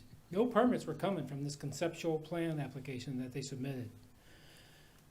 They hadn't even had the SRT meeting to talk about what they needed to come back with the final application. That meeting would have occurred on April 19th. And April 19th, they go back, they get the final plans, the permits from DHEC, from Beaufort, Jasper Water, all the permits they need. Then they come in, and then the county reviews it, and they have that up to 60 days to review it, as I said. And when we stamp that approved, that it's complete and it's final and approved, that's when it's a complete application. But they come back when they've got all that stuff for the application, to which they could get the review for the permit. Is that correct, Rob? All right, thank you. Yes, sir. That's good to know. Mr. Chairman, the applicant who has more factual detail about this would like to, if you could briefly address the issue of the completeness of the application and the archaeological survey. That's up to the chair and the commission whether y'all would like Do to you need allow further this. This is information? y'all's. I'm sorry? Do you need further information on the Oh, clarity? I'm sorry, I wasn't paying attention. I was writing. The property owner has requested the opportunity to help further answer the question that he thinks Commissioner Miller asked, and Yes, go ahead. Appreciate it, thank you. The requested items that were deemed necessary to deem the application complete, if you will. The first one, the NOI, has never been on an application checklist anywhere in Beaufort County that any of my engineers and designers have ever seen. 1. 2, the natural resources survey. I want everyone to understand how this works. a natural resources determination done by the natural resources director, I'm sorry if I'm messing that up, is about trees and natural resources and wetlands and all that. We completed a tree and topo of 502 acres in 32 days. Now, why that's important is because that requires you measuring every tree over 8 inches on the entirety of the property. She happened to be on vacation, I hope. The archaeology stuff is sensitive to me because it's extremely important. When I first got here, everyone references all the money that I spent on studies ahead of time, ahead of purchasing it, ahead of whatever. I did 3 times the state standards. To be clear, an intensive level survey that if I never did it, Rob would have asked me to do it. So, instead, I did it ahead of time. The director then said, we have to see that. But the director said that after I orchestrated a phone call with the SHPO, Rob Larson, and Rob Larson from the SHPO said, do not release that material because it will get looted, period. Ask Larry Rowland, ask the SHPO, ask anybody in authority of that, and they will be very clear it is the disrespectful thing to do to put it on a map. I was reticent, not for timing, but because of the respect for the culture and the things that are on that property. Now, let me be clear. At some point, that's going to have to come out. I get it. But people have been weaponizing history on the internet, painting pictures of culture and saying, could it be on this property? Could it be here? Changing the very titles of photos from the Library of Congress so it looks like it's on my property, and it's not. So for me to release that information is disrespectful to the very artifacts and people whom they represent. All right. And I'm not, apologies, Okay. for the director to hold up my application, deeming it incomplete because of the archaeological resources, because I did the survey ahead of time that he would have requested anyways, is ridiculous and rude to those very people, and the SHPO told him not to. I'm sorry about my animation, but that is literally the reason I'm here, is to be able to use this information and history to educate kids. And I'm not gonna let it get disturbed because somebody wants to check a box that isn't even there. Okay, so the distinction is the 324, that says the county considers its completed application, and you consider it a completed application on March the 7th. When you receive an application checklist, and there are, I think it's 11 items on it, and 3 of those items are things that are not on it, how are you supposed to deem if things are incomplete or complete? You can't. Then you have to go through the website and go and find all of the requirements for a natural resources survey and archaeological study, which takes 50,000 clicks on something that references the ZDSO, not even the CDC. So Beaufort County needs to clean up their process and probably add those things to the checklist, because no one, in reliance upon a piece of paper that gets handed to you, would ever deem something incomplete if they check every box. Thank you. Thank you. I guess I have a question. There were letters between Hillary Austin and lawyer Nemec, forgive me if I'm mispronouncing her name, about the completeness of this application. Correct. So I guess the boxes I saw were, I mean, it was very clear. Please get a letter from, Ms. 6 days So-and-so at the later. county of natural resources. Please get a letter of determination. And it seems to me that you took it on your own volition, particularly with the archaeological survey as you've described, to exceed the county requirements. So clearly you knew whether or not there was a box to check, you knew it had to be done. So I'm confused why you didn't see that, why you're objecting about which? The these natural letters of resource determination. Why didn't you get those 2 letters? Because nowhere does it say that you need them. Pull up an application for Beaufort County checklist and tell me if it's on there. But all the letters after this, so the letters in, I'm looking at the timeline here, in March, You say natural resources letter was completed and submitted to Ms. Austin. I don't do the natural resources letter. I don't do the archaeological determination. That is done by the county. They can do it on their own time, meaning they can take as much time as they need to. Now run that through that timeline and tell me why it happened in the time frame that it happened from the 7th to the 24th. And then juxtapose that to when things got published, the morning of, the night of, whatever day you want. We can go in circles all day, but I mean, it is what it is. Thank you. Thank you. Sorry for my tone. I'm, I guess, tired. All right, thank you. We're all tired. What was you, that's- When they asked the golf course, Yeah. part 3 thing, Yeah. why don't you guys take that one? So I have a question, and I'm not sure who would be best positioned to answer this. It had to do with the 3 development plans for the A, B, and C courses.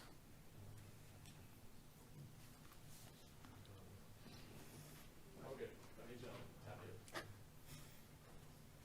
We got Mike here too. Okay. Who did those? And part of my questions are the result of the fact that it was kind of hard to review the plans on a small computer screen when there are several sheets that make up each course, and And just for I'll- context, they stack about this high. yeah, I'm sure. Yeah. And I'll also state that I'm not a golfer, so if my questions are ignorant, please forgive me. All good. The only thing I'll tell you about golf is it's the only game you can't win, you just play it. So, one of the questions I had, and it wasn't clear when I was trying to skim through the drawings, is there a clubhouse? In those applications, there is not. Okay. I noticed on, I think it was course B, it showed a practice area. Well, what does that consist of? Practice area, It's how it was labeled on the plans. but probably just open space or something square where you hit a ball. So it's not a driving range or someplace where you can practice putting or chipping or, At the conceptual plan level, we probably didn't delineate what it was. We just put practice area, big blob. was there a practice area for each of the courses that are proposed? I do not recall.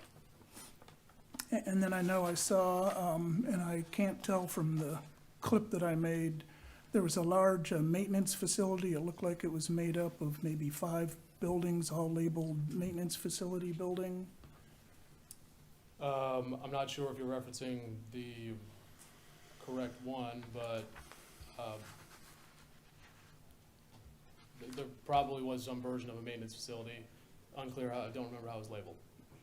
Yeah, it looks like there's 1, 2, 3, 4, 5 buildings in a cluster, and each building has a label as maintenance facility.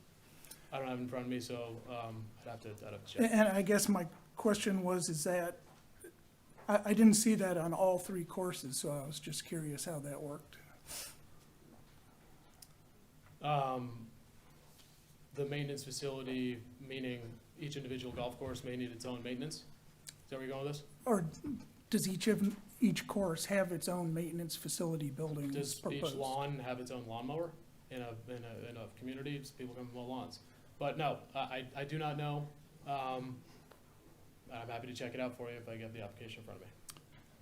And then I guess the other question I had to do with circulation and infrastructure. So Mhm. do you have to use the same roadway in order to access all 3 of your courses? Or if in fact they're independent, can you access each one independently without having to go through another course? I'd have to defer to the engineers that design the plans. But as far as buffer requirements, when, and I forget the matrix, it's cubes, but recreation to recreation has no established buffer that's required by Beaufort County CDC. Well, and I wasn't referring to buffer, just whether or not these 3 courses could literally function as 3 independent courses, or if you had to use the one road to be able to get to course B through course A or course C, et cetera. In order to subdivide the parcels, each parcel had to abut a main public right-of-way. So each parcel is accessible off of Delano Road. So the roads that were shown on the plan are public roads? Is that- Each parcel is accessible by Delano Road, and there is an existing easement that runs through the entire property that goes from Delano out to the island. Okay. And then my last question, are there cart rentals? Are there going to be carts? Golf carts? Golf carts. Oh. You go bit back into not being a golfer. My goal is to have a walking environment, and I'll tell you why. Because you learn a lot more doing that with history embedded throughout the golfing experience based on our archaeology work than you do driving around on a golf cart, flying around, ignoring everything. And So no golf carts? there will be some golf carts for people that have difficulty walking, but that's a future operational plan that I have yet to determine, so unclear. Excuse me, do you plan to have 3 head professionals? One for each golf course? Unclear. I'm sorry? I said I'm not sure. You're not sure. Probably not. Probably not. But What's the distance between course A to course B to course C? the distance between them? Yeah, is it 3,000 yards? Is it 200 yards? Probably less than that. It's the separation between the parcels that is legally allowed, and the administrator stood up and said it could be done on January 5th, so I Okay. did it. All right. Clearly, you haven't thought too much about this yet, but there's lots that goes into a golf course. Where do you plan to put the golf course chemicals? Is that going to be in the maintenance area? In accordance with the county standards of hazardous materials in a maintenance area designated however far away we can put it away from the rivers and waters to respect the water. Anything else? I have a quick question. Yeah, go ahead. At the staff review team on March 8th, that's when among the staff, contact for you, and I'm asking, did you get this direction? Comments, pre-application list of comments. Contact Amanda Flake for natural resource determination. Contact Elizabeth Anderson. Was that conveyed to you in a timely manner or not? As a post-SRT action item list, we never received that from Beaufort County. Okay, so you didn't receive that comment, those We comments? received 0 comments Okay. in a action item list delivered via email or letter. None.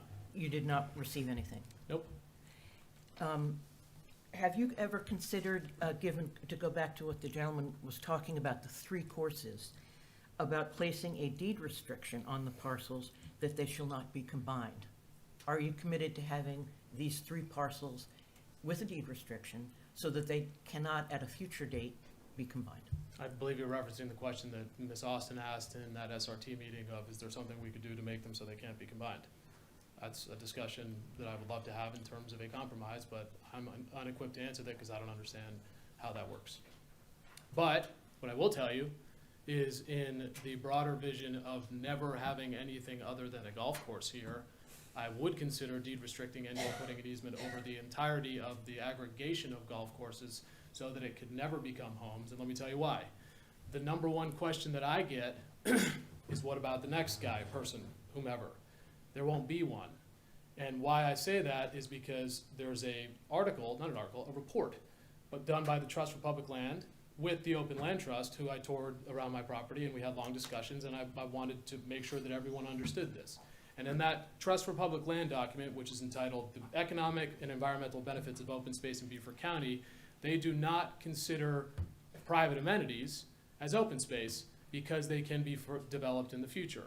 So in order to never have that happen, I would consider those things. And even beyond that, ironically, in Hilton Head, we are fighting a golf course that wants to change their zoning to become a residential community, and the community is flipping out. In Colleton County, they are literally giving tax breaks to a golf course developer so that they can come in and develop a private golf course in a rural area so they do not develop large-scale subdivisions. These are all the inputs into the equation of how do we make sure, one, that this is a one and done scenario? Because no knucklehead on the planet who labels themselves a developer would ever deed restrict, put conservation easements over, or take money out of their own pockets and throw it in the air. That's what we are willing to do as a commitment so that permanent new residents never show up. Well, And the Trust for Public Land report is actually awesome. It goes through all of the quantifications of why and how, and if you run it through the green print overlay, you understand high and dry, resiliency, water quality, the whole thing. I mean, we've run through it. I'm the one who asked the question before about, permanent new residents. Could you just clarify? That seemed like tacked on to your last sentence. Yeah, Cecily, it's a really hard thing to answer because it dives into the business model that we've created. And so for me, if I take a step back and I want to answer the question in terms of would X amount of permanent new residents be better than Y, 3X, then that should suffice in a world of negotiation. But we're not in a negotiation, we're in a, hey, let me trap him into saying what he doesn't, know how to answer. So. Well, I think that's unfair. I don't think anyone's trying to trap you. Yeah, no, I appreciate it. And so, but for me to tell a homeowner that they couldn't live there full-time would be tough. I'd be willing to consider it as part of a larger equation. But, I mean, I don't have the answer right now because I haven't even gotten to that point. And that is certainly something in the equation of what we're willing to do in order to come to a pragmatic compromise that is in the best interest of the area. But I can't answer the question. I don't want to dodge it in circle talk and look nefarious. I just don't know. Similarly, for placing a deed restriction so that these three courses don't, at some future point, become one. Correct, and my biggest fear is that something gets written to the contrary. So I just want to make sure that I'm clear. All these things are on the table. The aperture for compromise is what I'm looking for, and those elements that you're highlighting are the pain points that I'd love to talk about. Thank you. All right, thank you. I have a question I'd like to ask the county. Can I just address Sure. a couple things that were asserted there? Yes. Correct them a little bit? You need me hanging out, or? Thank you. Appreciate it. All right. He made the statement that he didn't receive notice about the deficiencies. And I've got here the letter dated March 9th to Mr. Michael Hughes related to Pine Island Golf Course. As I told you, we contacted Thomas and Hutton, their engineer, and told him the three things missing. He has to submit the natural resources determination letter from Amanda Flake. The applicant shall submit the archaeological determination letter from Elizabeth Anderson. And the applicant shall submit the DHEC NOI application. That was sent on March 9th. The very next day, on March 10th, Attorney Nemec responded challenging these three determinations. Precisely. That's not an action item list. Those are two separate things. On the Let him speak. I didn't interrupt you.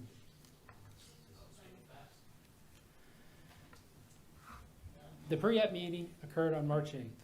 On March 15th is when Hillary sent the notes from the pre-app meeting to them listing those deficiencies. On March 16th, she sent the letter I referred to Ms. Nemec, talking about why the application was still incomplete.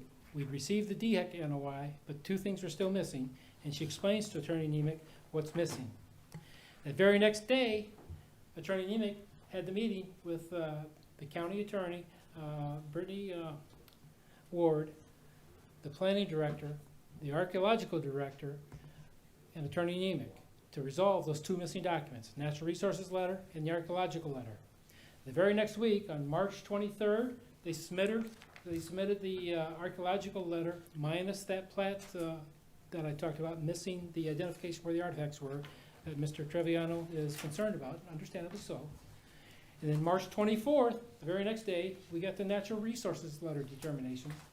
And then that very same day, we responded to Thompson Hutton, telling them about it's considered complete, and we'll schedule the SRT, but we still need the site plan identifying where the artifacts were for that meeting. So we did send the notification to the personnel that were representing him. The county wasn't deficient in that. Now I'm ready for your question, sir. Well, question regarding vested rights. Yes, Under sir. the law for vested rights, it's your consideration that vested rights don't occur here until there is a approved application. That's correct. Not submitted. Final approved. application, not conceptual Final plan. application. which would have gone beyond the SRT date. We are a long way away from that. Okay.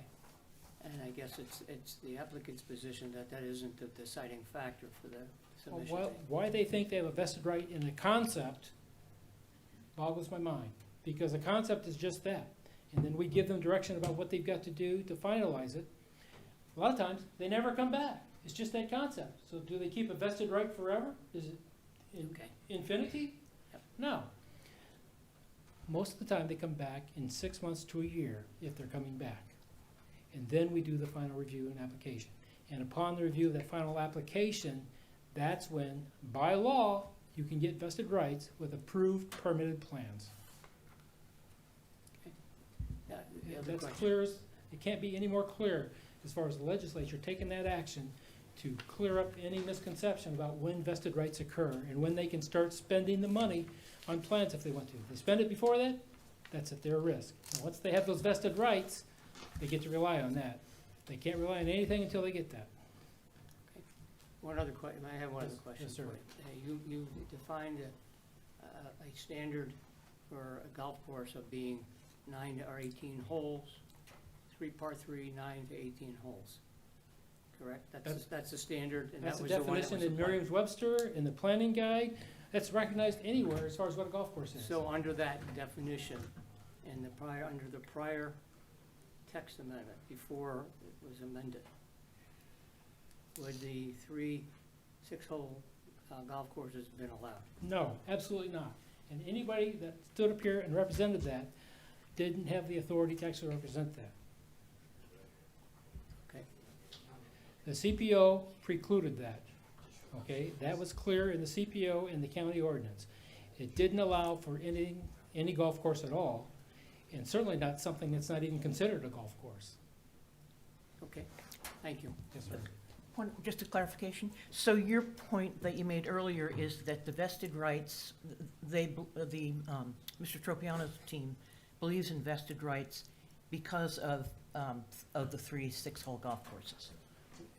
They believe they have vested rights to 3 6-hole golf courses based upon that excess language under the CPO of golf courses where it talks about a regulation and par 3 of 9 holes or more. It didn't say 9 holes or more. It says regulation and par 3 of 9 or more holes. Par 3 of 9 or more holes. Regulation, which is 18 holes, and par 3 of 9 or more holes. That's what it says. That's the original CPO That's language. the original language from 1999 until May or April 10th or 14th, 24th, whatever you want to consider as far as when that text amendment took effect. The vested rights that he talks about, that he would have, is still misplaced because, again, we're talking about a concept. That's all it is a concept. It's not a final application submitted for approval. You can't get a permit on a concept plan. If you look at the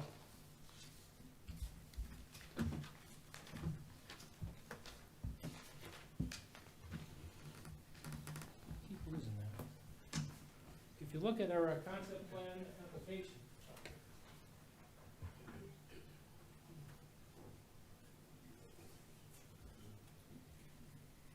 it goes through a checklist, and it clearly says, community development concept plan application. It's a separate application from a final application. So we have a pre-app, you have a conceptual, and you have a final. There's 3 different application processes for major land development. And for a golf course, that's a major land development by our CEC. So you have to have a pre-app. They did that, they requested that on March 3rd, and that occurred on March 8th. March 7th, they submitted plans that they're wanting to say starts their vested rights for the March 24th when they think it's completed. But you're still talking about a conceptual plan, not a final plan. Under their case law, again, don't forget what I said as far as vested rights that's been overruled by the legislation. The legislation cleared that up for land development. But our code did not specifically authorize golf courses, as they're asserting. And golf courses are repugnant to the Gullah Cultural community. So it doesn't mean either one of those two things. Key distinctions for Pure Oil and Scott v. Greenville cases. They're inapplicable. He loses under the old cases and under the statute, either way. It doesn't matter. I think the courts will uphold that. All right, thank you. I just want to keep it to the facts. Are there any other questions that you all like to ask? Do we have a need to go back into the session to craft our? I think our legal counsel had some questions that he wanted to pose. Thank you, sir. Thank you, Commissioner, pardon me, is it Henley? So if y'all would indulge me for a moment, I think that there are a number of key questions that have been posed. And because of the somewhat complex and legally wrought issues here, I hope you don't mind if I ask some very pointed questions to y'all so that I can assist you with the drafting of your motion and drafting a final order. Again, this is for the benefit of Beaufort County, for the public, and for the applicant, so that everyone will have a clear and concise order should anyone decide they want to appeal the decision made here tonight, as the code allows for an appeal to the master in equity or to the circuit court. So the first question that I think there needs to be a clear discussion of, so when drafting that motion, I can have that assistance and have y'all discuss amongst yourselves and with any input from the parties here, is whether whether under the old iteration, I'll call the old iteration of the CPO, that says, and I'd like to just quote it precisely, if you'll allow me to. The following uses are deemed to be incompatible with the CPO zone and therefore are prohibited. Golf course. This use includes regulation in par 3 golf courses having 9 or more holes. Whether the applications submitted by the applicant were prohibited under that CPO. So that would be the first question that I would have for you. The second question that I think needs to be answered, depending on the way that's answered, has to do with the pending ordinance doctrine, and it has to do with when that application was deemed submitted and received by the county. Y'all have heard testimony from both the county and the applicant, both ways on that, and dates ranging from March 7th to March 24th. The third question would be, when was the notice of the particular scheme of rezoning provided? You have heard evidence from the county as to their position, and I believe as early as November of 2022, possibly January of 2023, as well as the applicant who, in his appeal, says it's March 21st is the earliest date. And then finally, with vested rights, there are questions about vested rights, and the elements with there are, has the applicant demonstrated first substantial expenditures in preparation of the permit, and second, good faith reliance on the old code. And that is, again, both the pending ordinance and vested rights are questions to ask if you do not believe that the CPO, the original iteration of the CPO, prohibited this application. So I am here to help y'all if you have any questions. If you have any questions about how to do the statutory interpretation, the different cases that were mentioned by both the applicant and the county, if you have questions about vested rights, I'm here to answer those, or if you need help drafting that motion. But I turn it over to y'all and await instruction. Well, the question I have, do we do that drafting in public here, or do we try to draft it in a session, private session, executive session? No, we shouldn't draft it in executive session. That's what I think, because of the complexity of this. I've been taking notes as we've been going, and I've got what I think may be a proposed motion, but I would like to hear the discussion, that y'all's final discussion, and if anybody is willing to make a motion, I can provide them my document that has a proposed motion based off, again, what I've heard today. Well, I believe that the discussion that we've amongst had, ourselves, right? Absolutely. and the questions we have been answered, and so we've I got have that one that maybe information. hasn't been answered, which is, How would you define acting in good faith? I think that was the word used.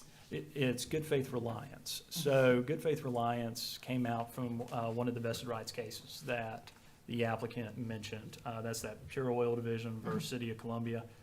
2 years later, there was a case called Whitfield versus Seabrook, 1972, 259 South Carolina 66. And it said, where the plaintiff had knowledge of the proposed zoning ordinance, they do not act in good faith in expending money in connection with the project. Good faith is not present when there is a land with knowledge that the adoption of a zoning ordinance is imminent. On the other hand, you have that Pure Oil Division case where the South Carolina Supreme Court stated that there was good faith reliance. They found that there was good faith reliance because, again, as I'm trying to provide both sides here, as the county has pointed out and the applicant has pointed out, whether there was good faith reliance in that case depends on, was this expressly permitted, was it not, and was there knowledge of a potential zoning change, and was there a rush to try to push that through before it would Right, change? so what we do know, there is a letter from Eric Greenway, County Administrator, to Pine Island Golf Club LLC, Mr. Tropiano, indicating that this is in November 30th. The Beaufort County Planning and Zoning Department is currently pursuing a text amendment to the Community Development Code relative to the CPO. Accordingly, the application which you recently submitted shall be held active pending, and all action on the application shall be deferred until the Beaufort County Council has had an opportunity to review it. So it seems to me that Mr. Tropiano's team was given fair notice that the CPO was under a potential text amendment revision.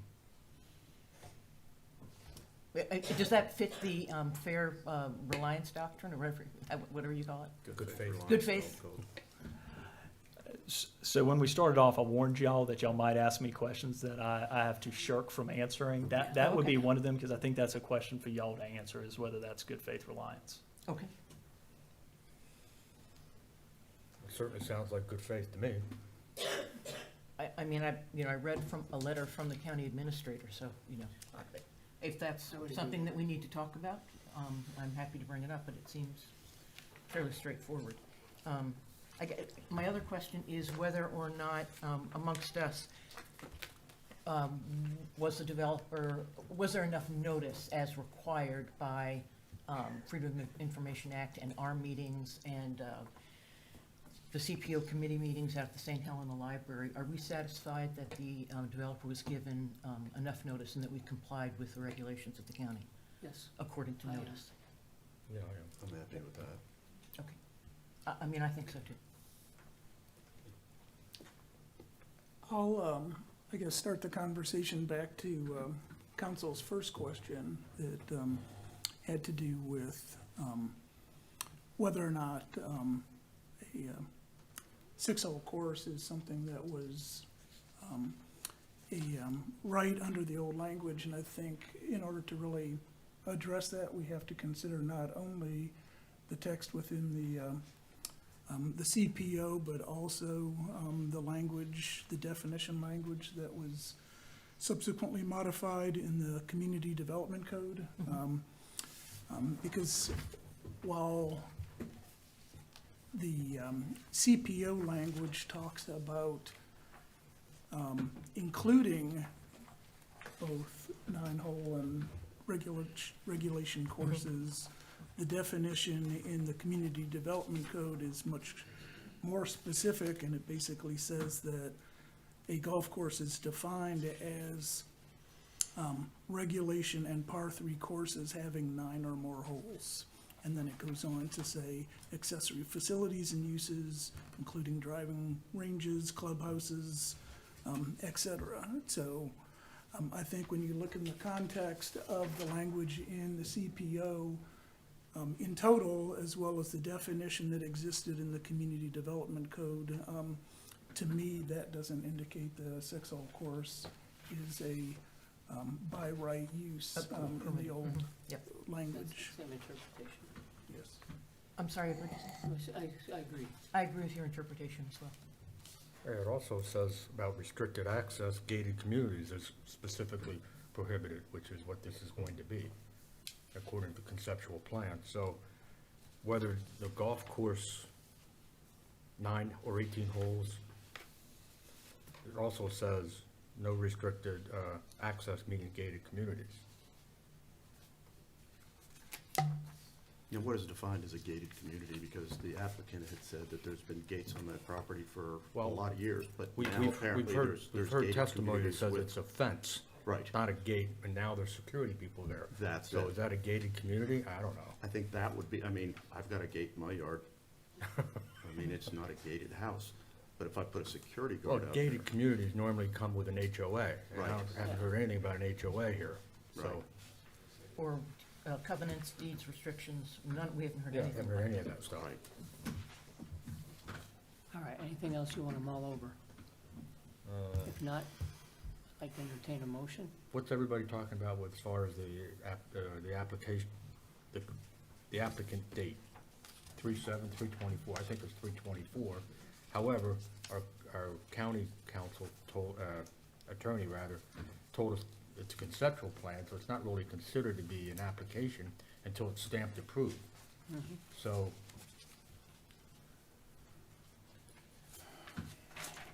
Agree. you know, which one is it? Yeah.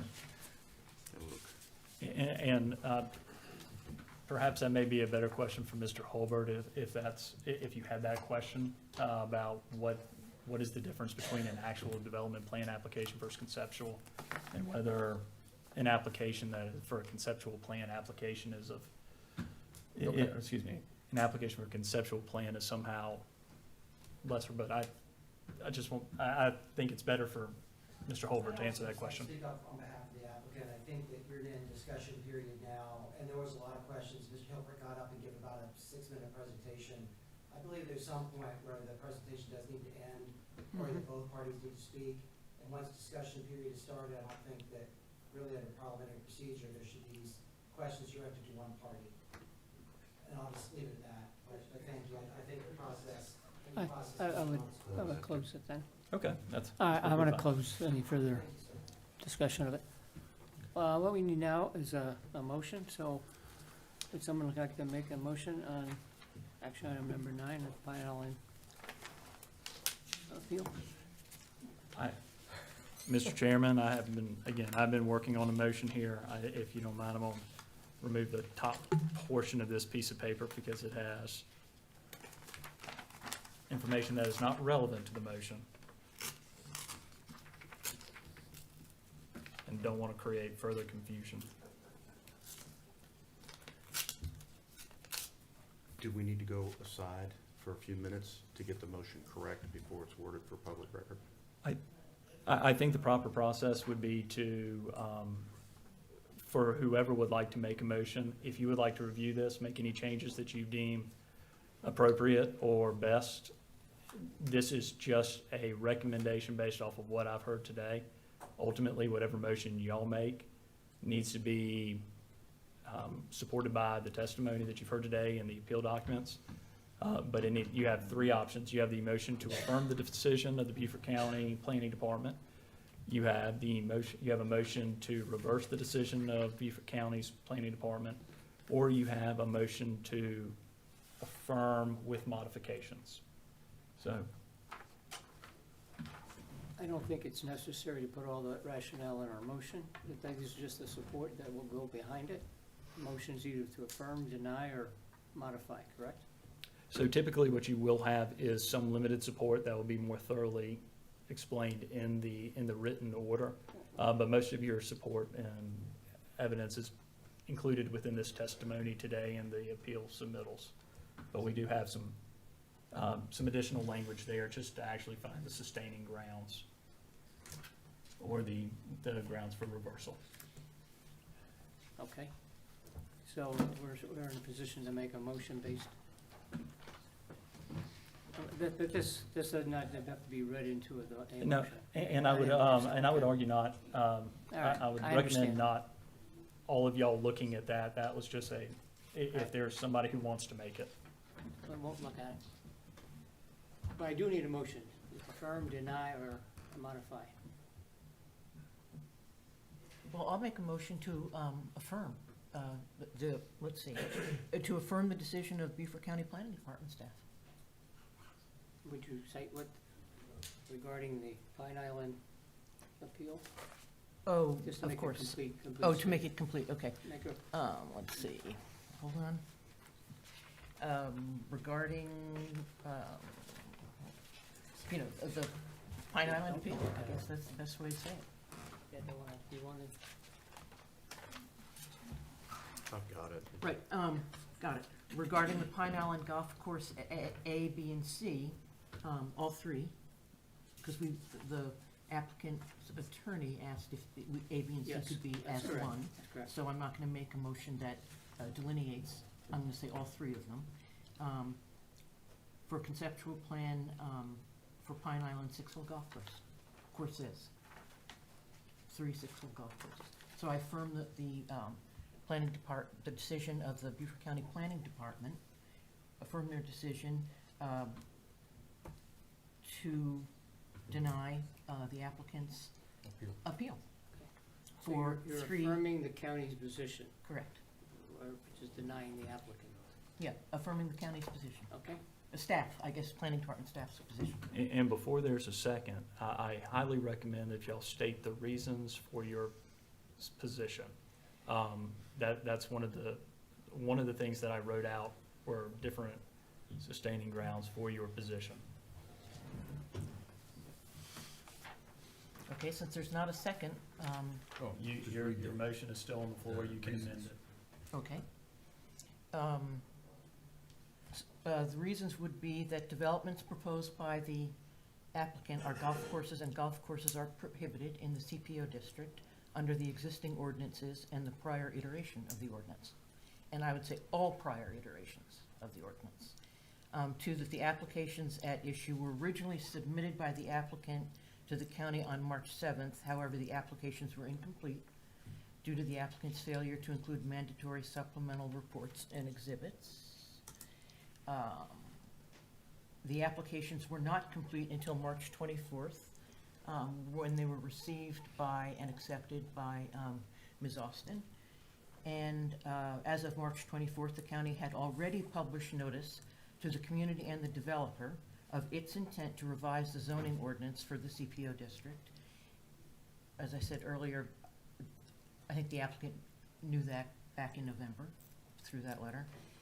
The developer presented little to no evidence that he made substantial expenditures in preparation of the permit application, only in brief discussion, millions of dollars on various consultants. The applications for 3 six-hole golf courses circumvent the intent and purpose of the CPO, as the applications fail to show how they can function independently. That was determined by discussion of the Yeah, all commission. those points were determined by discussion. All of those points, I believe, we have Yes. discussed here. Was that your question, Ed? Yeah, yes. We have a second to the We motion. need a second. Second. We have a second. Any further discussion?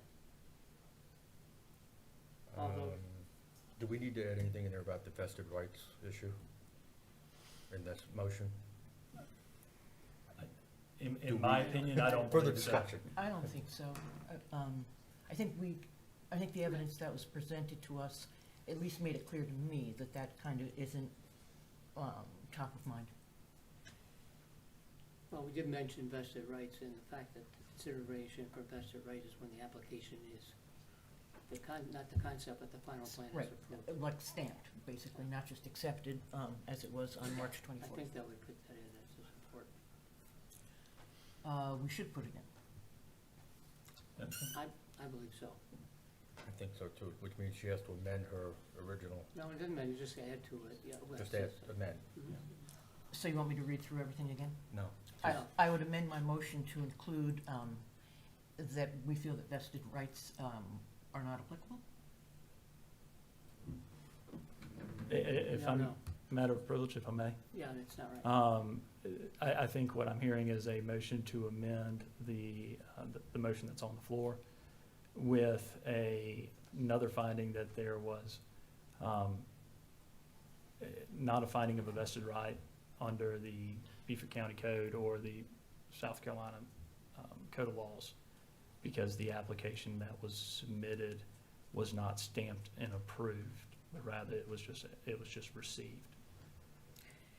So I amend my motion to add that there is not a finding of vested rights under the Community Development Code, because the application was not stamped and approved, but it was noted as received.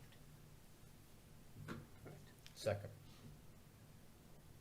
Okay, so we're gonna vote on the amendment before we vote on the motion.